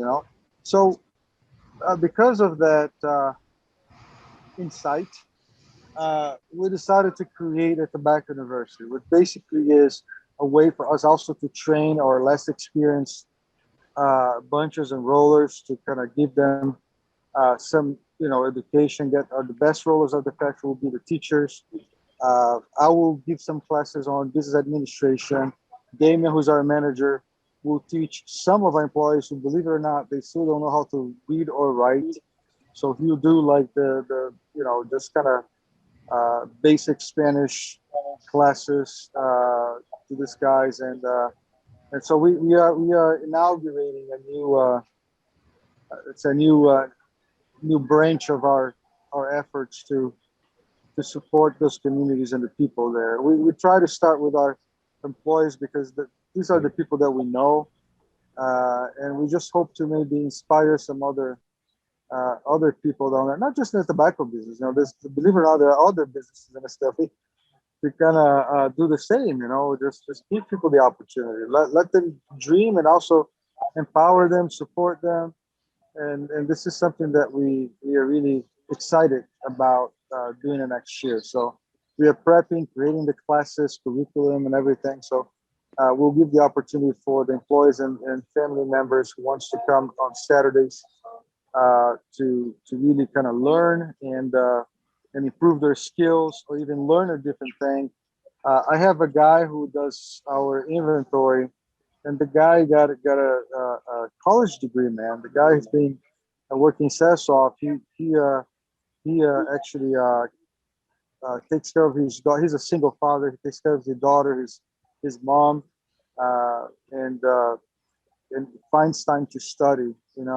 That's another story that really moved us, and we want to really, one day, I would love to have that guy be my manager, or grow in a company, or becoming something else, or getting a better job. I'm not better than anyone. I think everybody has the same feeling. We just sometimes don't know how to do it. We get so caught up into the day-to-day things, and we get busy, we forget. And my prayer, it's always that I ask God to not let me forget these things, because it's very easy to do so. That's wonderful, Luciano. Thank you so much for sharing that with us tonight, and eager to talk to you about that on the next time that I have you on officially. And we'll, like I said, we'll be spotlighting the Ace Prime Foundation here in just a little bit. So thank you so much for your time. Thank you for jumping on, and safe travels on your next flight. And we'll see you at PCA next month. Really excited. It was a pleasure to see you, to see Will Coop, Hector. Nice meeting you. Awesome to meet you, Erron. Welcome to the Coop family. So thank you. Glad I got someone on board. Hey, Boo Shark. It's good to see you, bro. Good to see you too. You take care, man. You too. See you soon. See you next month. Bye-bye. All right, so bringing this back to the One Must Go segment. So the concept is we're going to be talking about the question is, where would you want to live? Your childhood home, the place you currently reside, or your favorite place that you vacation. So, Erron, if I'm not mistaken, you live not too far from where you were born. Is that right. not? Is that? Yeah. So I was born in Rockford, Illinois. It's the screw capital of the world. Believe it or not. The what? The screw capital. They manufacture more nuts, bolts, and screws than anywhere in the United States. Also home to the fictitious Rockford Peaches of a League of Their Own fame. So it's not even fictitious. It's they're actually. There was was it the Peaches? I knew that there was a team there. I didn't know if it was actually the Peaches. Yep. It is. Oh, wonderful. So born in Rockford. Currently live outside of Chicago. So Luciano, sorry about that. That's your least favorite place to live. And been fortunate to travel a couple places. But it's a tough one for me to pick because both places that that my two favorite vacation places, I can't play golf. One is St. Bart's. It's an island. It's French West Indies, small island. And the other one is, I guess it'd be wine country, like Tuscany, right? So it's a little town called Rada. It's in between Siena and Florence. Neither can I play golf at, which is kind of a passion of mine. So, but if I had to pick either, right now, I guess I got to stick to my roots, and I'll say I'll keep Rockford just for the sheer fact that I don't want to offend anybody where I grew up with. I'll probably ixnay where I live now. It's fine. I wouldn't be here if my kids weren't in the throes of high school, basically middle school, high school. So where would I live? I will say I'll go with St. Bart's. Nice. I'll go St. Bart's is where I'm going to live. Not a whole lot to do there, but kind of like Hector was talking about Greenville, I could see myself in a little villa house there. Not a whole lot to do on the islands. Very laid back, very calm, and that sounds pretty nice with 4 kids and my work schedule that sit there and kind of do nothing. So, beautiful. That's where I'll pick. I love it. So Ben, you are new to Texas. This is where you currently reside. I know you spent some time down in Houston for a bit, for a stint, but I also know that you're not from here. So what's the story with you, Ben? Let's get kicks to the curb, and where's the best vacation spot for the Lee? Oh, wow. Yeah, so I grew up on the Mississippi Gulf Coast, just near New Orleans. So I consider like New Orleans the Gulf Coast. That's my home. Yeah, I live in Dallas, second stint in Texas, and it really fits me because the Texas mentality is, fits me pretty well. Probably my favorite place I've ever vacationed. We took my son. We actually have never really seen snow much, right? My son had never seen it. He's 12 now, so we decided to take him on his birthday last year or the year before last because of COVID issues. But we went to the North Carolina mountains, Sugar Mountain, Beach Mountain, stuff like that. Oh, wow. And I came to find that I am a mountain guy. Like, to me, when I go to the mountains, I'm in my happy place. And it's opposite of my wife. Her happy place is the Gulf of Mexico beaches, white sand, blue water. Yeah. Total opposites. Now, I would be happy living in a cabin by myself, like being a hermit in a cabin on top of a mountain. I would love that. Like I don't know. That's my Zen place is the mountains, any in the mountains. But I have to kick one to the curb. I'm kind of I don't know, man. I'm kind of the same with Carney. So like, I guess it would have to be like the North Carolina mountains or the mountains, period. Just because, I would love to. It's like 3 loves, but I would have to be that one because I can't give up home. Because like when I go back home or go back to New Orleans, and I leave, I get a little homesick. And when I'm there, I get real happy for a while, but I don't know. But I love it here in Texas. Like Texas is so much like my personality, just the way things are here, and I especially love the Dallas area, so just so much. And maybe because I'm a little bit bougie, but I like kind of like having a big city where I got access to everything, and I like to try, different cultural cuisines and stuff. That I could do all that here in one spot. Literally, I could eat probably 40 different types of, countries' cuisines here, in like within 15 minutes of the house. So, I love it here. So I can't give up home. There's no way I could ever give up home. So it would have to be my vacation spot. I would have to kick to the curb. Oh, wow. Okay. Yeah, my family and I are planning a move here in the next couple of months or so. We're gonna stay in the Dallas-Fort Worth metro area, but we're gonna move to the outskirts. We're gonna get some land.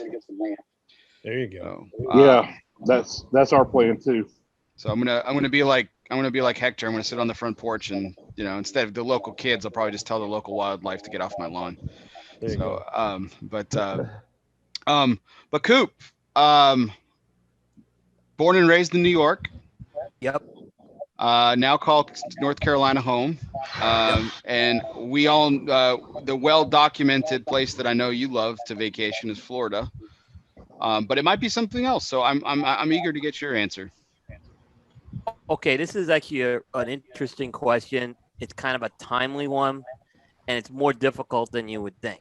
So for me, but here goes. So let me just start. I was born in Brooklyn, New York. I was born pretty close to the area where they filmed Saturday Night Fever. So I have a deep roots in Brooklyn. There was just this idea we discussed about going back home again at some point, like maybe just kind of come full circle and go back to New York. It was discussed recently.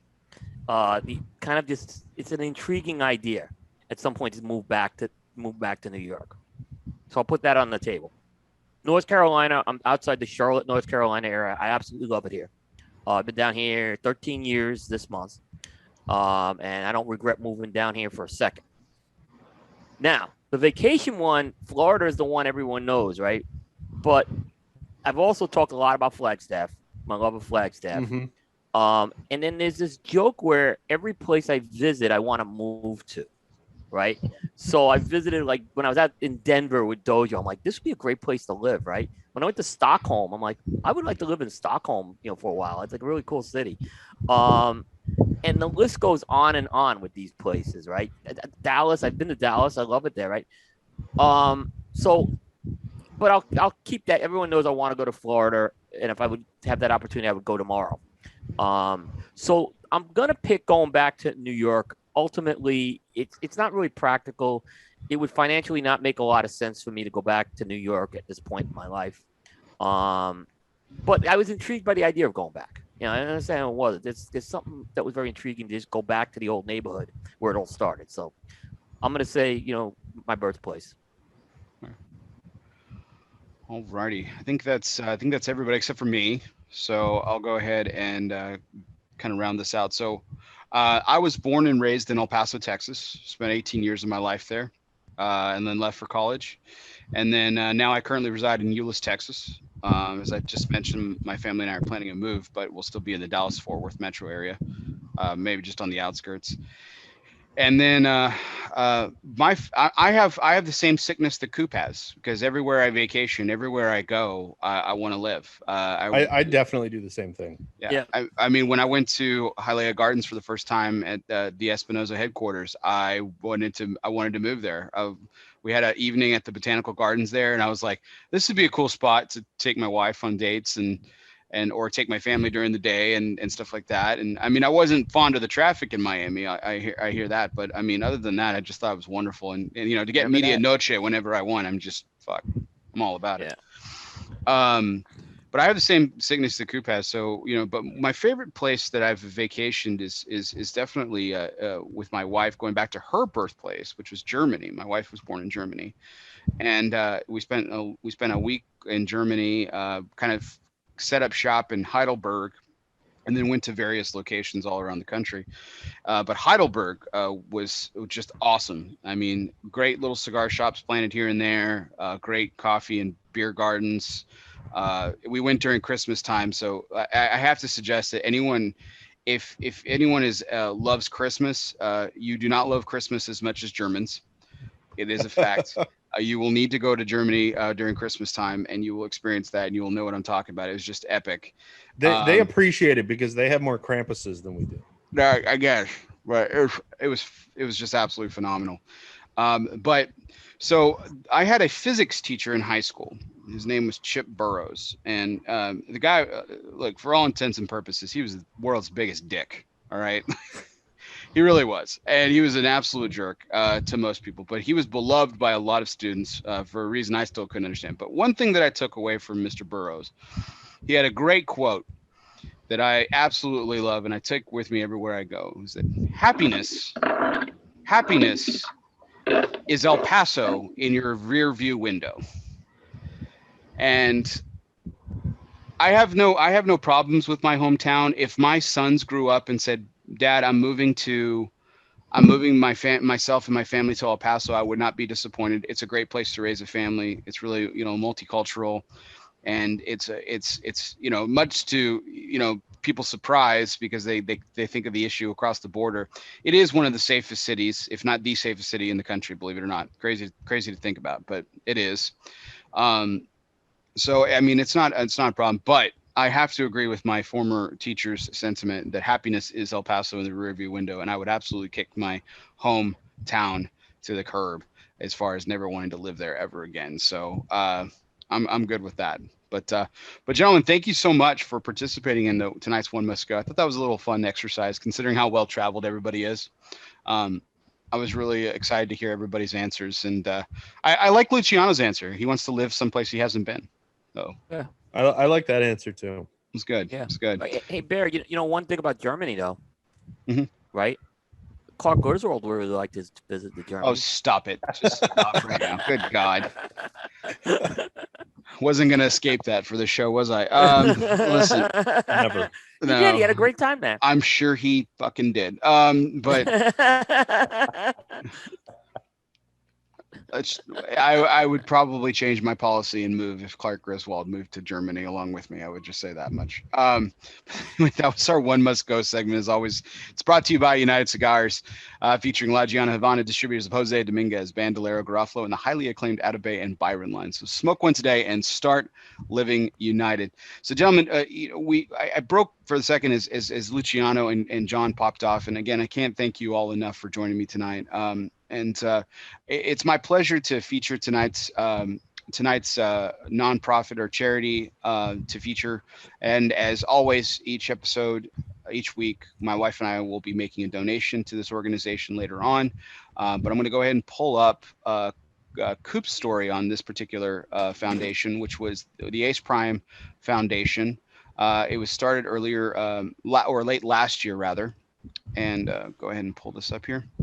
And you guys can check it out. I'll post it in the show notes. But here's the story that Coop ran on his site. And there's what Luciano didn't have a moment to take about, but he was running into all these situations where these are people whose families are involved in the cigar industry, in the factories and everything. And he ran into some pretty low quality of life situations, and he forked over a lot of money to, bring people's health care up and everything like that. And so he took the opportunity to create this foundation, and what a wonderful, wonderful organization it is, bringing resources to families who are involved in the cigar industry. He actually was texting me about this, and he ran across Elias Daniel. This is a photo of him, and he is obviously just a malnourished child. He spends his days at home, but without any adequate to eat. While his grandfather works in a cigar factory, and so Luciano had the opportunity to meet him, and he was able to get him food, clothes, and medicine to hopefully bring his quality of life up. And there's thousands of these stories in this particular region where Luciano met Elias and his family, and he's bringing all of his resources to bear to bring attention to this matter and to get resources poured into this area and for these families. And I can't think of considering the panel that I've assembled tonight, I can't think of a better organization to feature and spotlight. So, Coop, I know this is your story. Anything that you wanted to add about it particularly? No, I think you covered it really well on that. For sure. We thought it was important to get the word out on that. Especially, I think there's one thing I'll always just say is, when it comes to charities, and we've seen this on your show in particular, but the cigar industry really just kind of gets behind stuff like this, and they do it's not just talk. They walk the walk with stuff like this. And so I think, again,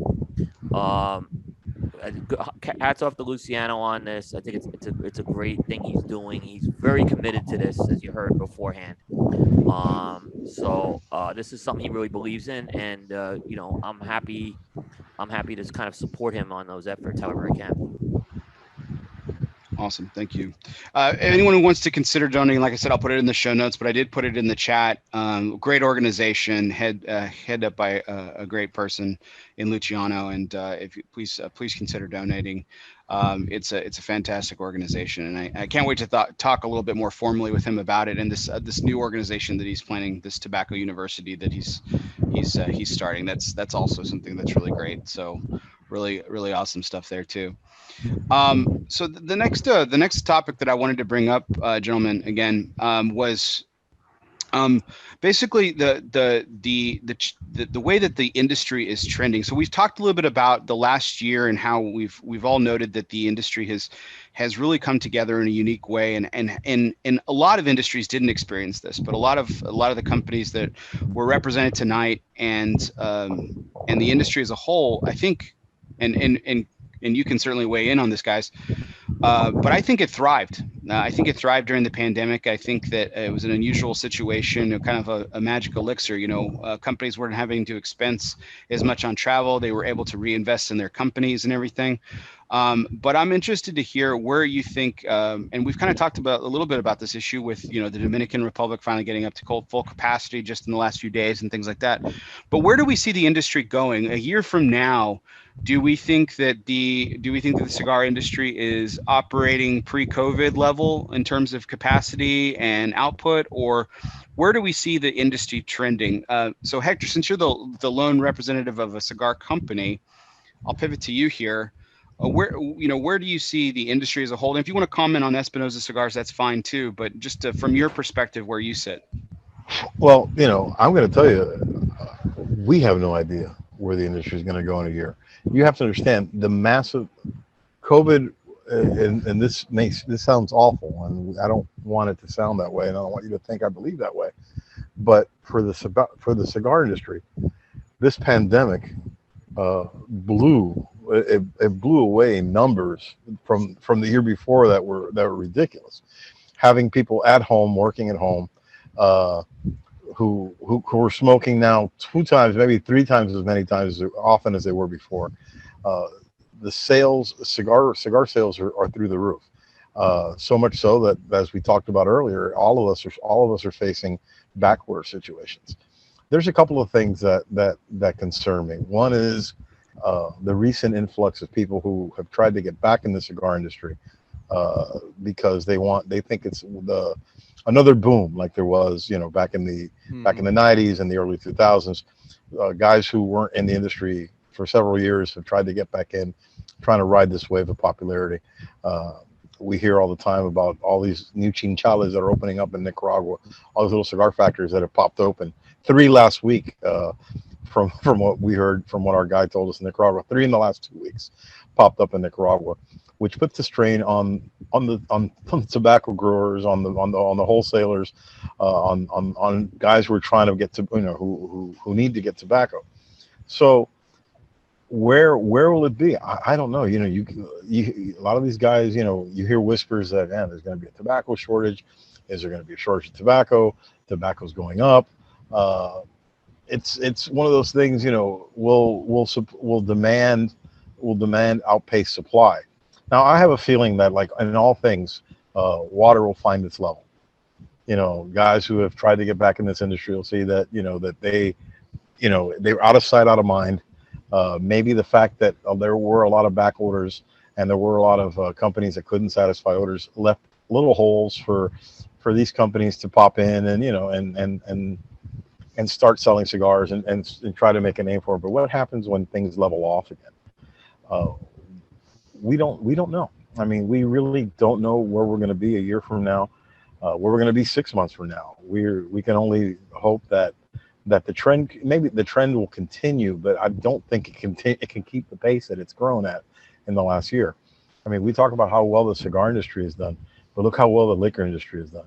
Look how well the home improvement industry has done. Anybody here try to buy a refrigerator in the last 6 or 8 months? Like or car, or try to buy a car. I mean, it's ridiculous. Look, I just don't know.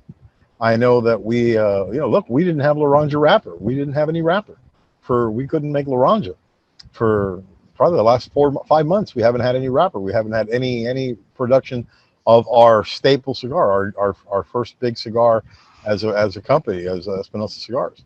But we fixed that problem. So in the next month or so, we'll start production again on that. We just want to ride it out. We're trying to keep pace with demand, obviously. Also looking at it not to overextend ourselves. And I think all companies have got to look the same way. I think what John said makes a lot of sense for them. The fact that they're finally back up. They're finally back up to full production. Why go to a show where all they're going to do is sink themselves deeper into a deficit with cigar with orders that they can't satisfy? Makes complete sense. I understand exactly where they're coming from. I'd like to see. Don't get me wrong. I think there has to be a decrease. I mean, there will be. I think when Coop was in the office a couple of weeks ago, we talked about this, Coop, that demand is. I think we may have hit the high point, and what happens is when manufacturers are, let's say you don't have a factory, manufacturers are gearing up and trying to make product and trying to supply. So factories are gearing up. They're trying to get more, trying to find more tobacco. And when you think about it, there's, you can't just plant tobacco everywhere. There's only certain areas where you can plant tobacco. So look, I think you're going to see, I think I'm going to go on a limb here. I think that by next year's show, you'll see that sales will have leveled off, maybe dipped a little bit, still much better than they were in 2019, but just not the numbers that you saw in 2020. 2020 was ridiculous. I mean, 2020 was ridiculous. So, we're, like I said, we're continuing to keep pace. We're trying to, to do our thing. Also, there's always the looming, the looming concern of FDA. What's going to happen with FDA? Is FDA going to get their shit together? Is FDA, like I told Coop, I think people think that the FDA is asleep. I just think they're regrouping. I think they're regrouping, trying to get their shit together. I know that now from the story that Coop put out a couple days ago, we may have a pass for a year or 2.5, maybe 2 years. But, it's not that problem. That problem is not going to go away for us. Tobacco is, as much as we all love cigars and being Americans and having having free will, we like to smoke our cigars. And the idea that the tobacco is so offensive to so many, and how they lump all tobacco together, whether it's cigarette, vape, and cigars, they all lump them together to make them all one big evil. It's a problem we're going to continue to fight. I think I think this year is this year is very telling. Let's see what happens after the show. Let's see what happens after the show. You have a brand new planning season starting at the end of the year. Let's see what happens. Supply is going to be the issue. I think that's the major issue. So Barrett, let me chime in. I have two thoughts of it from my perspective, and I'm coming at it from a little bit different angle than. I'm glad you're taking the reins here, Erron, because I actually was pivoting to you next. So yeah, please share your perspective here. So I've got two things. One, what you mentioned before of the pandemic, and maybe I'll piggyback off a little bit to paraphrase as kind of that maybe reinvestment into their cigar brand, if you will, because what I think, and I hate to pick on them again, but I'm going to, is warped. I hope that organizations through this time have regrouped and figured out who they want to be. Like, how do they want to be perceived in the market? How do they want to brand themselves? What is their focus? Because I think the brands out there that are more laser focused on who they want to be and what they want to be to the cigar smoker are going to thrive. I think if you're trying to be, and I said this to Pete Johnson, I mean, if you're trying to be everything to everybody, you're no one to nobody.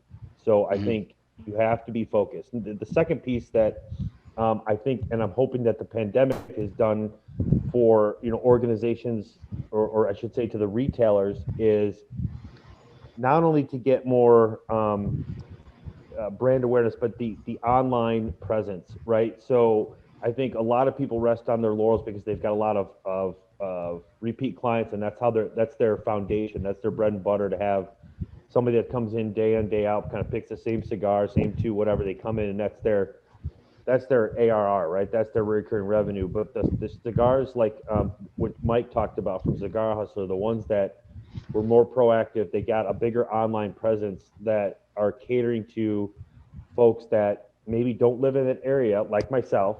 So I'll say in Chicago, I will go hunt down cigars, but I can only find them when they have an online presence. And I will order from places that do a good job with their website. That's easy to navigate, because I'm stupid, right? I mean, I'm in tech sales, but I'm cigar stupid when it comes to ordering stuff. I needed to be able to navigate, find out what I'm looking for, be able to check out, etc. If they have a good online presence, I think they can keep that momentum going that Hector talked about with catering to a larger audience. The ones that are narrow-minded, that are focused on their core base, that's great. But where we're going from a society, you look at how my kids order. I order from Amazon all the time because it's easy and it's at your fingertips, right? I think if you can have an online presence that you can cater to the average smoker, they know what you're about. You have a good selection, like John was talking about, like, being able to pick up whatever you need at a given place. I think those are the organizations that are in the 2021 era, if you will, that are going to survive. The ones that kind of just sit back and rest on, hey, we have a boom right now. This is great. It's going to continue. I'm with Hector. I think it's going to level out. And the ones that are proactive, that get their brand out, and are able to be sought out on an online presence, are the ones that are going to do well, because there are people out there that live in areas that just don't have a lot of shops, that will buy online. And if you can make yourself available, make it easy to check out, make it easy to get cigars shipped to you, I think we'll do really well. That's where I think it's going to be more people that are more how I put it, like we talk about the age of digital transformation a lot in my space. It's kind of that digital transformation of the cigar space. Listen, when we talked last year before Lazona Palooza, when I was on all of your shows respectively, I told you that I firmly believe that the zooming that everybody was doing during this pandemic, the companies that were active during this pandemic, reaching their customers through Zoom, doing virtual events, even if they just hosted little podcasts, like me and Jack, who throw together a podcast once a week to stay relevant in the minds of our consumers. You reached out, when the pandemic hit, the first thing Eric did was sit, and I saw, he sat in my office, picked up the phone. He called all our shops. He called all our lounges. Hey, how are you guys doing? Do you need anything? Oh yeah, if you could, Eric sent product, because he knows that if you're not, you have to maintain, not only do you have to maintain a relationship with your consumer, but we can't forget the brick and mortar. The brick and mortar is, the brick and mortar is the foundation, I think, of the cigar industry. And I know that there are guys who just, unfortunately, like Erron said, Erron doesn't live there's not a lot of shops. And even if there aren't a lot of shops, there are a lot of guys who don't want to sit in the cigar shop. A lot of guys want to come in, grab their 3 sticks, and they're gone. And they'll come back in a couple of days and grab some more. So the shop I seen, like our shop here in Miami, the shop that I go to in Miami, in the last year, he has an online component now, and he's making sales online, and I'm not to mention other brands or anything like that, but he whenever he gets something, the new hotness, which is what everybody, as much as we preach, we preach core and we preach core, the new hotness, cigar smokers want it. Tripp, you're a cigar smoker, and Barry, you're a cigar smoker, and Coop and Erron, and before you guys were media, you'd walk into a shop, and I can't not believe that you didn't walk up to your clerk or the owner and go, "What's new?" Yep. Because I've seen it. I sit there, and I sit there 3 or 4 nights a week, and guys come in and they go, "Alan, what's new?" He goes, "I have this new label. I have this new Luciano. I have this new the new Espinosa." You got it's a tender balance. It's a difficult balance, because you want to keep guys on your core stuff. You want your core stuff to be the flagships of your company, but you also have to you have to do the new stuff. And so Hector, to that point, yeah. So sorry to cut you up. No. To your point, like, so at Cigar Federation, to use that as an example, I always go, you know, there when I log in, it'll say new releases. Small Batch is a place that I order from a lot. Guess where I go to the first time I go to Small Batch, and Coop will probably attest to this because I always will text Coop and Bear of like, hey, have you guys had this? I go to new releases because, you know, Bear, you told you on one of the times that you and I connected, it was, you know, you're always in search for that perfect cigar. Like I'm always in search for something that is going to be like it. I probably never find it, and that's okay because I smoke a wide range of cigars, but I do want to try what's new because I think not only is my palate changed, but I think there's no better time in my limited time that I've been smoking, no better time to be a cigar smoker because I think the bar has been set very high, I think, for what's been put out in the market, not only from a quality standpoint, construction, burn, etc., but just it's not all the lines that are going to succeed are not going to be these one-trick ponies because I know that we've talked about this before on the show is, you know, I'll pick up a new cigar, it'll come from Nicaragua. Guess what? It tastes like 10 other Nicaraguans that I picked up. The ones that are going to distinguish themselves are the new releases that branch off of and get a little bit out of their comfort zone, but are going to up their game. And I think those are the ones that are going to succeed because you're not going to switch somebody off from buying their Fuentes all the time or their whatever, the Opus or whatever it may be. But if you can, you know, continue to bring out something new that's a little bit different, and then you're going to turn them on to other lines within your portfolio, inside the Espinosa portfolio, I think that's a home run. Listen, I can draw a music parallel right easily. The first time I heard the Smiths, and I know this, the first time I heard the Smiths, I went, wow, this is great. Same parallel as walking into a shop and the guy hands me a cigar for the first time. I go, wow, this is great. What's the first thing I did after I had that cigar? I went through his back catalog. Right. Yep. Right to the back catalog, exactly. And I went to go I went to go listen to the first 5 out or the first 4 albums, and that's, you know, that's I think it might be too cheesy of a parallel, but I think it makes a lot of sense for me. I find a band, I find a new song that I like, a new band that I like. Wow, this is great. What did their old stuff sound like? Let me go back, and that's how, you know, we can get, you know, that's one of the ways that I think that we can bring guys to the brand after with the new release that they'll go back and say, hey man, this is really good. What else do you guys make? 100%. So and that kind of goes back to what Erron was saying about companies that don't necessarily have a back catalog. All they do is new stuff. Yep.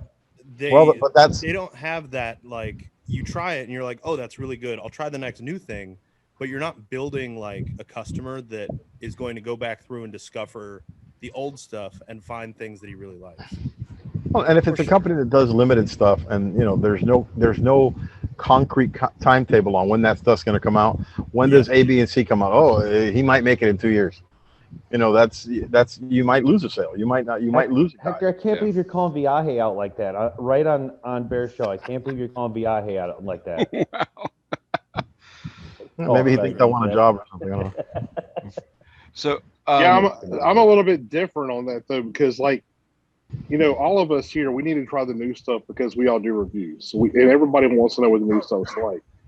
But I don't know, maybe I'm a little bit too nostalgic, but I love going and smoking the old stuff that I first started smoking back in the late 90s. You know, when I first started smoking cigars. I still to this day go back and smoke like just a regular punchline, the Hoyt and Monterey Excaliburs. VSG was the first premium cigar I ever had. But Ben, would you go back and write a review now on it based on a cigar that's in the market 10 years? No, I'm talking about as a cigar consumer. I got you as a consumer. Yes, but as a reviewer, you know, nobody's ever going to send you a 10-year-old cigar. Hey, can you review this? That cigar's been in the market for 10 years. Who's gonna, you know? That's necessarily true. True story. Yeah, that's true. But like when I go to shops here, like I'm exploring around Dallas, and we have hundreds of shops. It seems like, right? I could probably go to a different shop every day. And I don't know if I'd ever, you know. But when I go, I do like looking for the new stuff or stuff that that I couldn't get because, like, when I was in Tallahassee, their cigar shops there, but they didn't really keep up to date with using. You got three. You had three cigar shops in Tallahassee. Three. Actually, there's 6. Now there's 6. Okay. But there's 6. Yeah, but whatever. But like when I'm here, there's a lot of stuff I couldn't get in Tallahassee. So what I'm hearing, it's like even stuff that came out 2 years ago to me is still new. So I'm grabbing that. But even when I grab that stuff, I'll still grab like an LFD double Lajero, Maduro. I'll grab that. I'll grab an Excalibur. I'll grab that old stuff just because sometimes I just want to sit down and enjoy a cigar, not have to pick it apart. And I just get that nostalgia feeling when I smoke some of the older stuff, or some of the original line, like our 601s. I've loved those forever. I'll grab them. I'll grab anything. I like all the old stuff too. I don't have to. It don't have to be the newest and the greatest, but it's kind of the name of the game. Listen, I think when you find a manufacturer that you like, it's so much easier to go back through his catalog, go back through the stuff. Mm-hmm. Oh, I've never tried this or I've never tried that. But you already know you're in for a good time. You're in for a good experience. Hopefully. Right. Yeah. But even I do. I walk in and I said, "What's new? Hey, try this. This is the new Terrence. They came out with this Supreme Leaf, or I'll try it. I have to. Not only do I want to try it as a consumer, but as as the manufacturing arm of the company, I got to try it. I got to see what's new. Hey, this is good. I mean, is this going to be a trend now? Same thing when you sit there and you go, hey, what came out new? We're seeing a run of Churchills, or Corona Gordas are making a comeback. You got to be on top of these things. So you yourself can decide, well, I think we're going to do this project, or maybe we're going to do a line extension, a limited line extension. Let's see if that size is going to hit with what we make already. So this is an everyday job. People think this is the greatest job I've ever had. I want you to understand that. This is the greatest job I ever had. I go to work. I mean, I'm retired now. I've been retired a month and 5 weeks now. I get up in the morning and I go to work, even though I kind of feel like a young rookie. I get there and I make coffee. I'm like one of the first guys in the shop. I'm in the first guy in the office. But this is the best job in the world. I smoke cigars most of the day. I'm around tobacco. I'm talking to tobacco guys. I'm up on cigar news. What job could be better? Yeah, that's a good point. I mean, we're talking about too something that you said a while back about the different shops that do online presence. Like I know my main shop that I visited, pretty much daily in Tallahassee, Parkway Cigars. Like they did a lot of foot traffic. Like a lot of people come in and out, right, buying a lot of stuff and leaving. But when he had an online presence, he was starting before COVID. But when COVID hit, oh my, that thing just skyrocketed. I mean, the server was taxed out by the traffic, and I that's true. Like I think it made people some of the, we've talked about the dinosaurs before, Coop. The dinosaurs. Yeah. That it forced some of the dinosaurs to maybe, try to venture off in basically the 21st century, and have an online presence, and get their product out and stuff. Especially if you're I'm sorry, Ben, I didn't mean to step on you there. Especially if you're a shop that's connected to a manufacturer, where you're going to get things that not everybody's going to get. And I use us only because we have 9 or 10 lounges now. They get some stuff that not everybody gets. We may make a blue for them in a special size, or and they get that they'll get that traffic because they get the exclusive stuff from us. That's exclusives work. I mean, a lot of people don't agree with exclusives, and I know exclusives and limiteds kind of mess up your production run and things like that. But you have to cater. You not to touch someone on what Erron was saying. You got to be everything to everybody, but it's a delicate balance. It's a very delicate balance. But I think it works well though. Like when it's different. Like you're not making you're making exclusives for your lounges, the shops have your lounges and stuff like that. That to me is really cool because I know if I'm going to visit a city and I know they have an Espinosa lounge with a special Espinosa, I'm going to make it a point to go to that shop to get that cigar because I'm one that I try to support brick and mortar 100%. It's rare if I ever order online, and it's because I had to. I just had to do it. So I love going to. Well, it's also because most of the people here know I work from home. I've been working from home since Hurricane Katrina. So I sit at home, and if I'm in a meeting, I'm outside having a cigar while I'm in a meeting, right? So I smoke a lot. So I like to go to cigar shops for the social aspect. So if I'm going to a shop, and I got several shops to pick from, and I know this one has a special cigar I can only get if I go here, I'm going to that one. So that is a huge draw for me, So that to me is really cool. Having a limited release every month and stuff, it's so tiring, to be honest. It's taxing. It's taxing on your factory. It's taxing on whoever's in charge of ordering, and it's taxing on your marketing department. It's taxing on your creative department. That's a new band. That's a new box. That's a new 5-pack. That's a new sticker.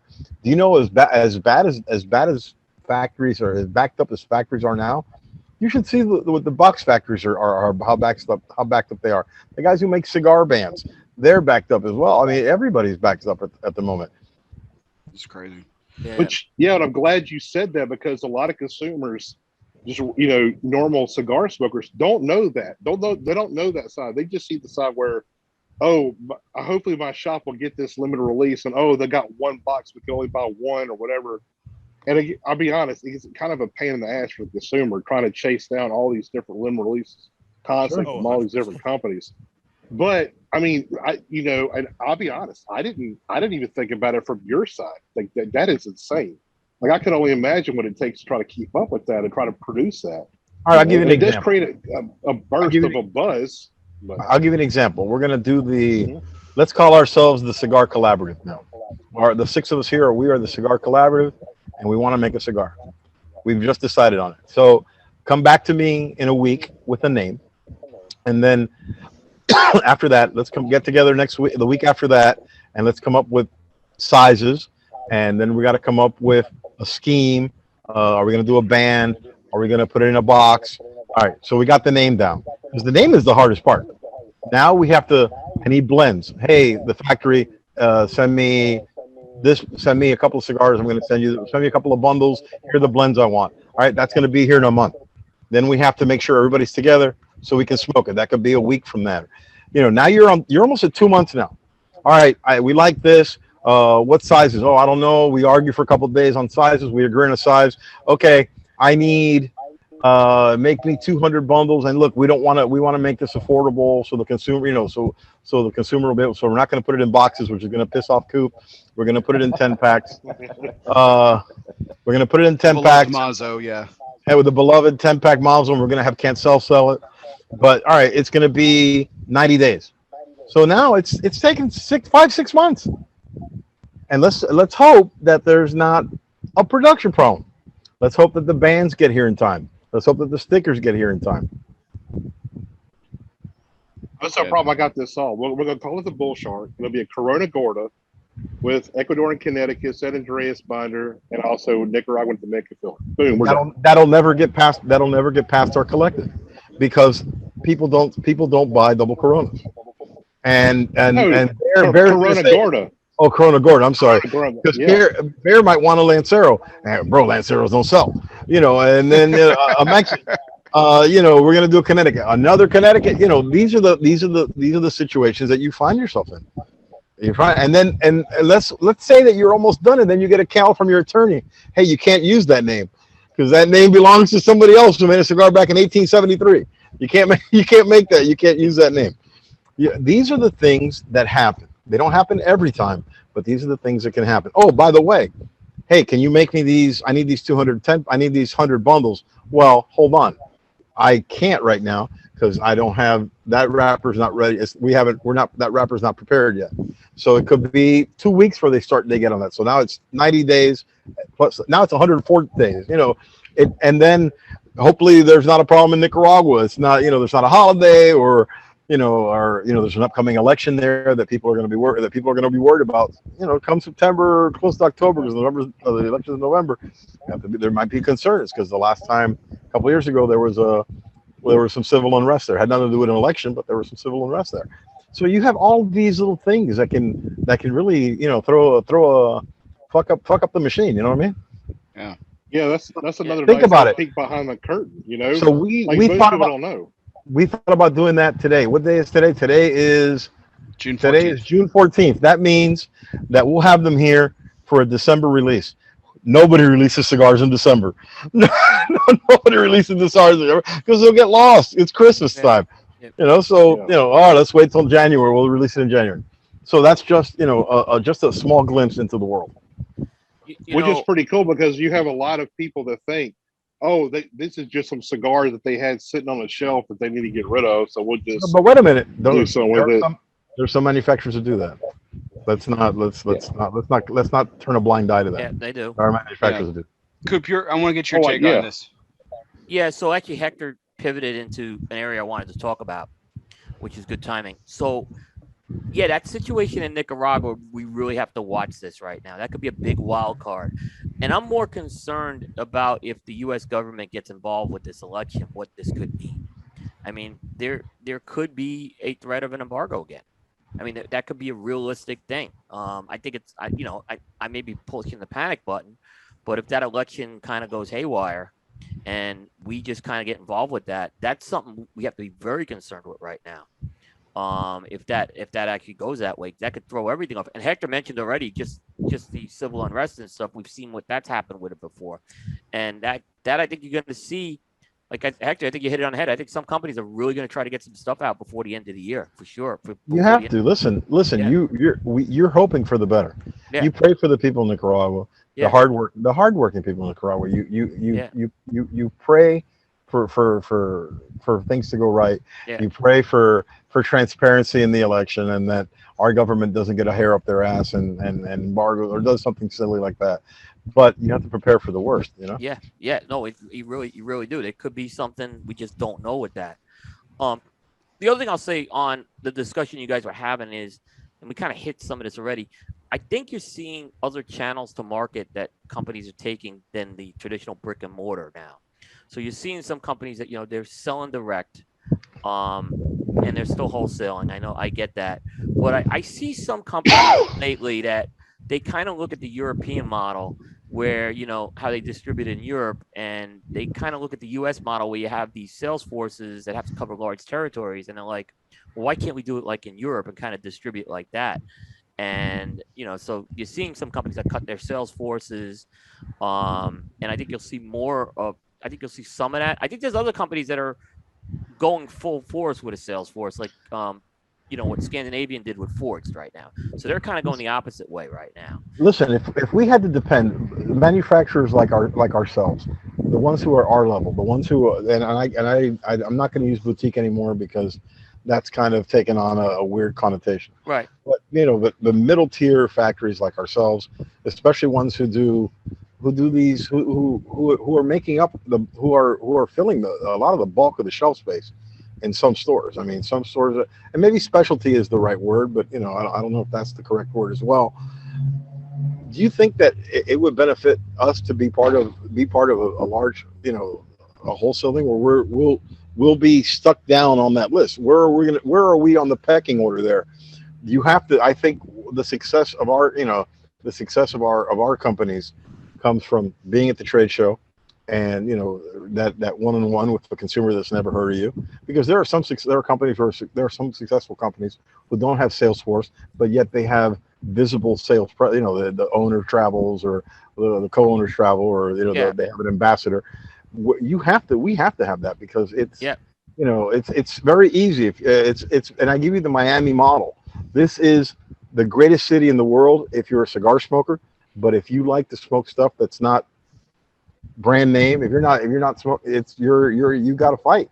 You really got to fight for that shelf space. And I think you got to have that guy who knocks on doors and pounds the pavement and walks in and hands the clerk a cigar and then hands the owner a cigar, and, you know, this is what it's about. This is our story. This is where, and we're in the right price. We're in the sweet spot price.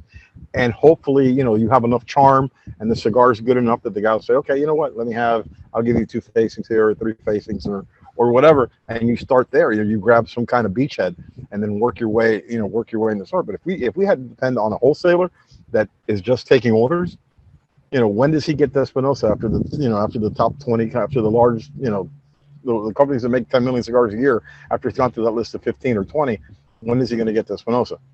Or when is he going to get to other like-sized or like-minded companies? Yeah, I look at what Protocol's doing, right? And it's really interesting with their limiteds, right? But it's a smart move what they're doing, because they're giving a store the release, and what they do is they kind of work with that store to get the cigars out, whether it's an event or online, and then they're able to sell their core stuff around that. And Protocol doesn't have, I want to say, a true sales force. I mean, I'm gonna kind of say they have a couple. I think they have a couple of reps. They have a couple, but they don't have a true. Cancel and Cuba Riqueño, they're playing risk. Yeah, They're building their territory. They're a Northeast company, and they're slowly building. Oklahoma. Now they're in Oklahoma. Now they have maybe a foundation in the middle of the country. Yeah, so they can start to. They're playing risk. I mean, it's a smart move. It's a smart move though what they're doing though, because in a way it kind of they can focus on these key shops that could really move product. And I notice when they do their events, it's not just the limited release. They're promoting the core lines. Of course, at the events too. And Juan can go out there and look. Those guys sell limit. I've said it 100 times. Those guys are very, very good at selling their limiteds. But most companies should look at what they're doing. They have a nice following, and they do. And then and he's a personable guy. People love him. They do. He's a retired cop who he's just a regular Joe. I mean, and people love him. The people are drawn to him. Yeah, I mean, how many companies make a 200 bundle or 300 bundle order, for an exclusive, and it doesn't move, but their cigars move. I mean, so they're doing something right, is what I say. I can argue some cigars are better than others, certainly, but that's the case for everybody. That's the case with everybody, right? It's the case with everybody, yeah. Well, gentlemen, I've really, really appreciated tonight. This has just been a fantastic discussion, fantastic all around, great fun. We've had some fun with some fun topics and everything. So, I wanted to conclude tonight with my last question, and it's always our curveball segment. So I think Coop in particular will appreciate, but I'm going to go to Tripp first on this, and this is our curveball segment. So, as always, the curveball segment is sponsored by Dunbarton Tobacco and Trust. Remember, fastballs or curveballs, it doesn't matter. Since the company's inception, Steve Sock has been knocking them out of the park. Yeah, that's right. 6 consecutive years on the consensus top 3. Yep, I looked it up, and Coop even fact-checked me on it. 6 consecutive years in the top 3. So, Tripp, I'm going to come to you first. So here's the curveball segment. All right. The PCA trade show cannot be held in Vegas. It cannot be held in Vegas. But that's not the curveball. The curveball is it cannot be held in Florida either. The entire state of Florida is off limits. That's an easy one. Where is the PCA trade show going to be held? Tripp, your pick. That's an easy one, Tripp. Come on. I mean, I gotta say Texas. Like, Texas is the easy go-to, because Texas, out of all the places I've been besides Vegas, has like the most oversized venues, and I feel like Texas would be the easiest place to get somebody to let everybody smoke inside. Maybe not. I like the PCA being in my home state. That'd be fantastic. That'd be great. Okay, that actually did throw me, Tripp. I didn't think anyone would say Texas. That's a good pick though. I like your reasoning behind it. So Ben, I'll go to you next. Not Vegas, not Florida. Where's the PCA trade show going to be held? Well, it blows my mind that you thought nobody would say here. But Dallas. Let's have it right here. Why can't we have it right here somewhere? I mean, it would be great. It's a great location. I mean, it obviously could hold a trade show, no problem. We got tons of hotels, restaurants, great shops that have after parties or whatever we want to do. It's a great location. It's centrally located, so it won't be too far of a trip for anybody. I would say right here in our backyard. Okay, I'm all for it. Sounds accepted. So, Erron, I'm gonna go New Orleans. New Orleans. Even with their anti-smoking laws now in effect, you think we could pull it off? We did already. It was a shit show, though. It was. Yeah. I was trying to think of something outside the box. I did know about the smoking ban, so there goes my being the non-informed doofus. I was thinking New Orleans, essentially located. They did it before. I think that the economy could use it. They could use an influx of an event, and I thought based on restaurants, lodging, etc. I thought maybe New Orleans, but it is a tourist destination, that's for sure. So I mean, it's Listen, pretty easy Erron, to get into. I don't know how much you were into cigars when we did the show in New Orleans. Yeah, you're right. There's hotels right across the street from the convention center.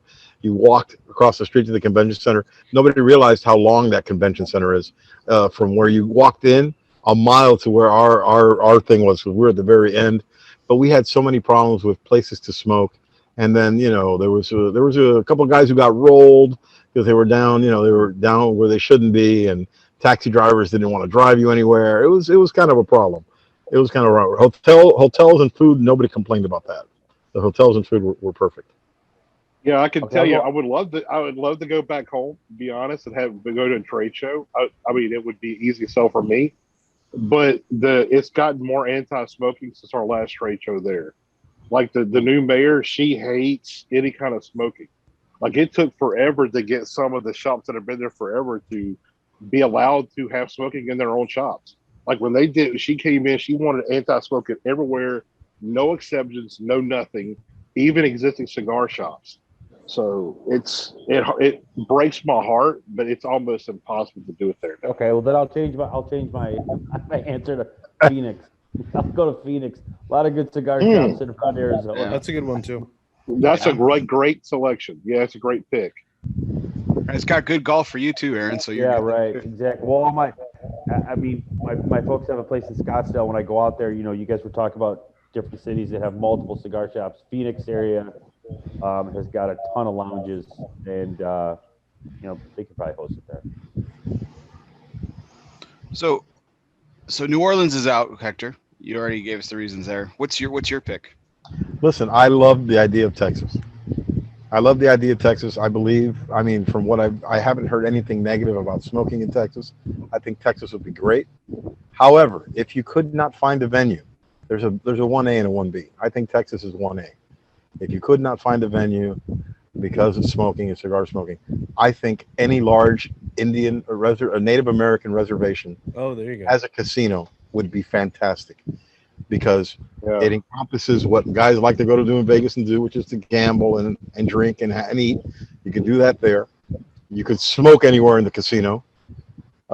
Native Americans have always been tobacco friendly. It's just a matter of, is there a casino big enough in the Northeast or maybe in the middle of the country that could host 3,000 or 4,000 people coming to do it. WinStar World Casino in World Casino in Thackerville, Oklahoma, just north of the border, man. You'd fly into DFW and listen. I mean, Tripp knows I go to the Northwest once a year now, and that's the biggest problem in those states, finding a place to smoke. But the only place you can smoke with no issue inside the Indian casino, inside anything owned by Native Americans. Yeah, you could actually. There's the Choctaw Nation has a huge casino, not far outside of Jackson, Mississippi. It's called Philadelphia, Mississippi. It's called Silver Star, and it's massive. You could do it there too. But it's in the middle of nowhere. As long as it's close to an international airport, or at least a connecting hub, a big enough hub where you don't have to land on a Buddy Holly plane. I think it would be fantastic. That would be great. Cool. I love that idea. But they won't call. The PCA won't call me. Scott, call me, bro. I got ideas. All right. Coop. Okay, so I'm gonna go from what I know was going on a bit with the PCA. All right, and I'm gonna assume we have to get a venue big enough to hold this convention where you can smoke. And I'm gonna go Louisville. I know there's been talk about Louisville. I know it's been talked about, but I think for what the PCA is looking to do, which is basically, you have the bourbon industry there. I think it would be a good move for them. And I think there was talk about potentially an RFP at some point going to Louisville, where I think it was open for that possibility. the only concern I have with Louisville is it's the airport. You know, it's probably gonna be a tough flight for a lot of people going in and out of Louisville because you're gonna have to take 2 flights, and that could be the only issue I see with that. I mean, I've heard Indianapolis thrown around, and I've heard St. Louis at one point was making a play for this a few years ago, where St. Louis was very interested in this. So I think somewhere in that Midwest, but Louisville would still be my pick just because I think what they're looking to do, and if you're going to make this an event, not just a sales event going forward, I think it would make a lot of sense to have it in Louisville. And you have a lot of retailers who could probably still get to Louisville directly from flights from Chicago, New York. So Charlotte. I mean, so I think Atlanta. So I think Louisville will be my pick. So what do you think about the casino, the casino, the Indian reservation? They've got to have the hotels around that area to do it. Or in it, a hotel large enough in there. Do they have a venue big? That would be my question. Is the hotel big enough to house a convention of this? It's still not a small convention by any means. That would be my only concern with that. But I mean, I think about Oklahoma's got casinos, right? Yeah.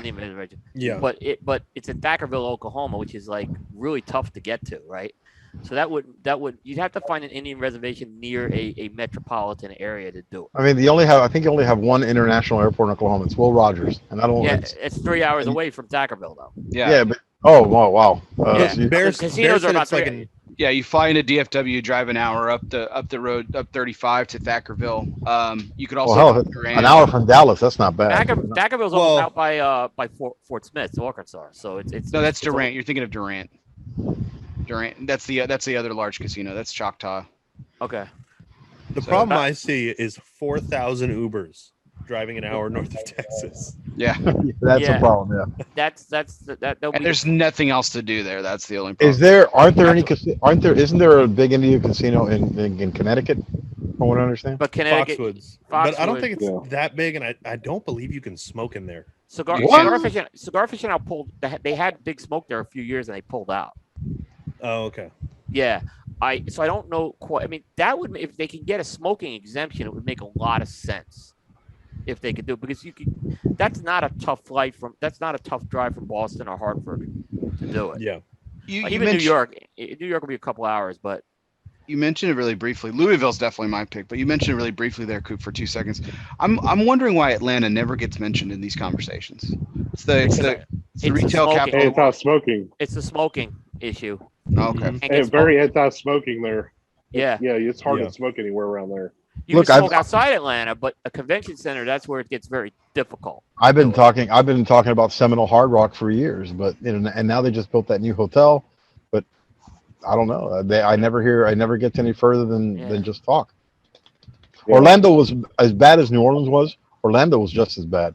Yeah, I heard Charleston talked about too. There was no connecting hotel to the convention center, so everybody was off in their own thing, doing their own thing after. They did meet at a hotel, and they met in front of Corona for a couple nights because there were some parties there, but it wasn't the same, But I thought it was a good convention though that year. I thought the convention center did a great job that year. No, but I'm talking about where the people just flow from one venue to the other, the nightlife part. That has to be better done by. I don't think IPC did a good job of coordinating that year. I agree with the nightlife, and Corona had some stuff. There was a Drew party and a Miami cigar party. Yeah, those World of Beers did something. Tarano did something one place across the street from the convention center, but it was outdoors. And the problem is a lot of that was outdoors. Like, here's the thing with Vegas. Like, most of the after stuff was going outdoors a couple of years ago, and I didn't want to be outdoors even at night there. I mean, it's just as bad. It was awful in Orlando. It was hot in New Orleans. I mean, we went to that one cigar place in New Orleans, and it looked like a firefighter training class. You couldn't see the smoke from your waist up. You couldn't see anybody. You ended up pouring out into the street where it was like 100% humidity. Yeah. It was awful. It was awful. Yeah, that was Don Leoncio's on Canal Street. Yeah, that was Abe's place. Yeah. My dad's building a Hard Rock in Rockford, Illinois. We could go to Rockford. There you go. There you go. Let's get your dad. Yeah. Let's do that for sure. You get a concert too. Yes. Yeah. Get a concert. That would be great. 2 birds with 1 stone for sure. Yeah. There was talk. I know they tried to go to Chicago a few years ago, but they couldn't get the the smoking thing overturned. They were looking.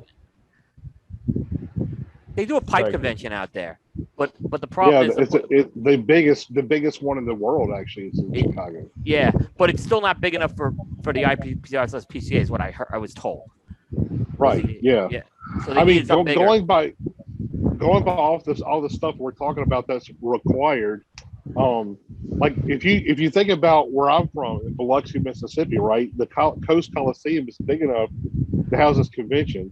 There's a bunch of casinos, more than just one. There's a ton of them. Right. The only problem is you can't walk back and forth, right? Because the way on the Mississippi Gulf Coast, why they're all spread out is because a lot of the beaches are considered wildlife refuge areas, right? They're protected, federally protected, not just at state level. So you have a casino here that a mile down the road, you'll have the casino a mile, you have another one. So you can't walk back and forth, but there's plenty of casinos there. There's tons of nightlife. There's all kinds of stuff going on there, but the Coliseum would easily house a trade show. But other than that, it's not enough. There's not enough there, though, either. I have a question for you guys, and I don't know, just based on what about Nashville? The smoking was the issue there, I was told. Oh. Yeah, and same with Atlantic City. Like Atlantic City is another one I think that would make some sense. But I heard that's what I've been told is why they weren't options like Nashville and Atlantic City was because of smoking. I wasn't in the industry when they did Houston. I don't know how Houston worked out, but they haven't been back. So I don't understand why they haven't been back to Houston either. That one I never understood why, and I've heard good things about the Houston shows. Ben, you were at the Houston shows. It's not like I don't know that one doesn't make sense. I don't know what the issue with that was, but I mean, like you got to find a state for one. Let's just start at the state level. Got to start at a state and pick a spot that is. It doesn't have to be smoker friendly, but it can't be anti-smoking, right? Right. Yeah. Texas definitely fits that. You have to legally be able to get a license to smoke in the building, whatever that means. Yeah. Right. So pretty much in Texas, you got, I mean, we're talking about El Paso, San Antonio, Austin is out. You won't have it in Austin. There's no way in hell. Dallas, Houston. I mean, there's a lot of options here in Texas, and Texas is, I mean, they're smoker friendly. So there's not many places here that are outright just said no smoking. We're not doing that. Yeah, so, in a lot of states, smoking indoors is just outright illegal. It's considered a business. Yeah. The Indianapolis, I heard something that the stadium there was a possible option, but I think it was too big. The stadium where the Colts play, and they have a retractable roof. But I heard it was stadium just too makes big. A lot of sense, actually. It does, but the problem is I think it was too big for what the industry could afford. But I heard that was an option that was potentially on the table at one point. I mean, all indications from the interviews I did in the last couple of weeks is they have no plans to move this out of Vegas anytime soon. Yeah, that's true. I mean, there's nothing like Vegas in July, baby. But yeah, I mean, but it's a dry heat, Hector. Yeah, but you know what? My balls don't feel it dry. But here's the thing about Vegas, though. I've said this. There's not a lot of options they have, right? And I still think TPE is going to get hit with a nor'easter in a part of the country, and it's going to decimate the show when it happens with people getting there, because all you need is a nor'easter in the Northeast, or a snowstorm in Chicago, or a snowstorm out of Atlanta, and it's going to wreck so much havoc with air travel in January. I think that's a problem. Now, if I was PCA, I look at what TPE did in May and try to get that May spot. I think that's an ideal time to go. I think that would be much better if they could do that. That's like the same time that TPE had there was mid-May. That would be a great move. They should look at that's something I would look at to do. Definitely. Now, I think the problem. I think here's the other problem. I think is no one used to complain about Vegas when the show was in late July or in August, right? It's what happened is I think there was some group at the Sands that came in there and basically took over that time. Yeah. And they ended up having to move the show to the Las Vegas Convention Center. People hated it there. So they move it back to the Sands, and they make this terrible decision to put this thing around 4th of July, which to me, it was the best selling weekend in just about any cigar shop in the country. Absolutely. One of the biggest selling weekends of the year. Right. So that's where they screwed up. In my opinion, I would have still tried to make the lot. No one complains about the Las Vegas Convention Center for TPA. So I don't know. I just think they did a bad job at promoting. If they could have got the Las Vegas Convention for late July, then just do it. And I don't think you'd have the issue, and just work on some of the things with these venues to make it better. I think a big part of it being at the Las Vegas Convention Center is people didn't want to stay at the Westgate. The Westgate. But they don't complain about it for TPE. I mean, they go to the Sahara. People go to the Sahara. I think part of it is that a lot of people who probably went to that IPCPR hadn't been to TPE yet. Yeah. And so they had booked hotels assuming it would be at the Sands, or assuming Convention Center didn't feel that far from the Venetian. And then suddenly they realized it's a mile and a half away. And 1 mile of that is the parking lot of the Convention Center. But yeah, Ben, you and I remember when these shows were in August. I mean, you and I remember this was an August. This was really an August event you went to. Whether it was Vegas or New Orleans, these were August events. Right, and my understanding is the reason that it originally moved is because Microsoft came in and took over. Microsoft came in and they lost that time, and they wanted, and the problem is I just think they kind of miscalculated. They really miscalculated the logistics around the surrounding area of the trade show, and they should have maybe worked with some of these other hotels like the Sahara, the Wynn. I don't don't know why that didn't happen, but they ended up going with the Westgate, and that pissed everyone off. And also the Westgate was also early July. Go ahead, Tripp. I was just going to say the Westgate at the time of the show was under heavy renovation. Yes. Yeah. And then they had that outbreak of whatever flu thing. Yeah. Oh yeah. Oh yeah. The norovirus. Yeah. And then the big question is what's going to be the PCA jinx for this year. There's always a jinx that they have every year.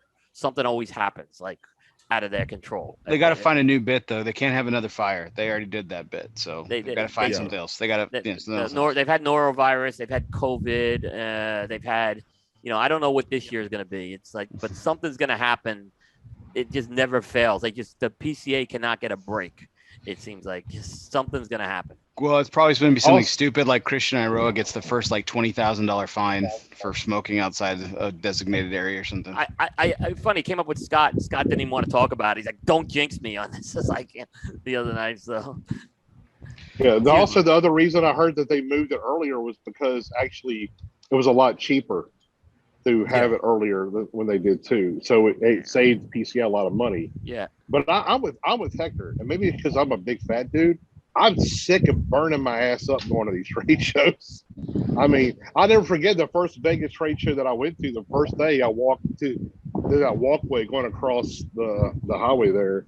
I remember opening the door, and it was like early afternoon, and I felt like I walked into an oven. I remember I took a step out. I said, "Holy shit!" I had to step back in and brace myself to go back out again. I was like, "Wow, this is hot as hell." Hey, do you want to go eat at that? Nope. Is it in the hotel? Nope. I'm not going. Fuck that. Yeah, by the way, Erron, you're gonna have to deal with that going from Treasure Island to the convention center. You're gonna go across that, so you'll feel that because I've stayed at Treasure. Treasure Island's actually a really good place to stay. It's a nice hotel for the price, but that's the one bad thing is that walking that walk is gonna feel like But I do like the smoking rooms they have though at Treasure Island. I like Treasure Island because I could smoke in my room for the price point. Like I said, it's a good hotel for the value and where you are on the strip and everything. It definitely. I've stayed there about 3 times, and a lot of people from the show stay there. It isn't like, I know Nick Perdomo stayed there a few times, and I've stayed there a few times. So there's definitely a good presence there of people from the trade show. For sure. Well, gentlemen, I'm in awe of tonight. I can't say it again. I can't say it enough. I'll say it again. I'm so appreciative to all of you for staying on late. For our 2 other guests that popped on. Again, we'll just mention again. Luciano lands in El Salvador and he jumps on 20 minutes later. Just unbelievable. Carney didn't even respond. He just jumped on. I sent out the message and he just jumped on, and this has just been absolutely spectacular. Great discussion as always. Some of my favorite people in this industry, some of my favorite people in the world. And I can't thank you all enough for doing this for me. Really, really appreciate it. We're going to go ahead and wrap up tonight's show. The best pinch hitters in the cigar industry right in front of me. I love it. I appreciate it. I can't thank you enough. For our audience out there, thanks for staying up late with us. Thanks for bearing with us on the late start. But this was a fantastic ride, a fantastic run, and I just really appreciate everyone for tuning in tonight. If you're checking us out later, wherever you listen to podcasts, whether that be on Apple Podcasts, Spotify, Google Play, Podbean, or wherever you listen to podcasts, don't forget to hit the subscribe button, download, and review. We really appreciate all of those. And for everyone out there, I'm Bear Duplessis, live from the Alec Bradley Lone Star Studios of Euless, Texas. This was our 172nd take. Guess what, everybody?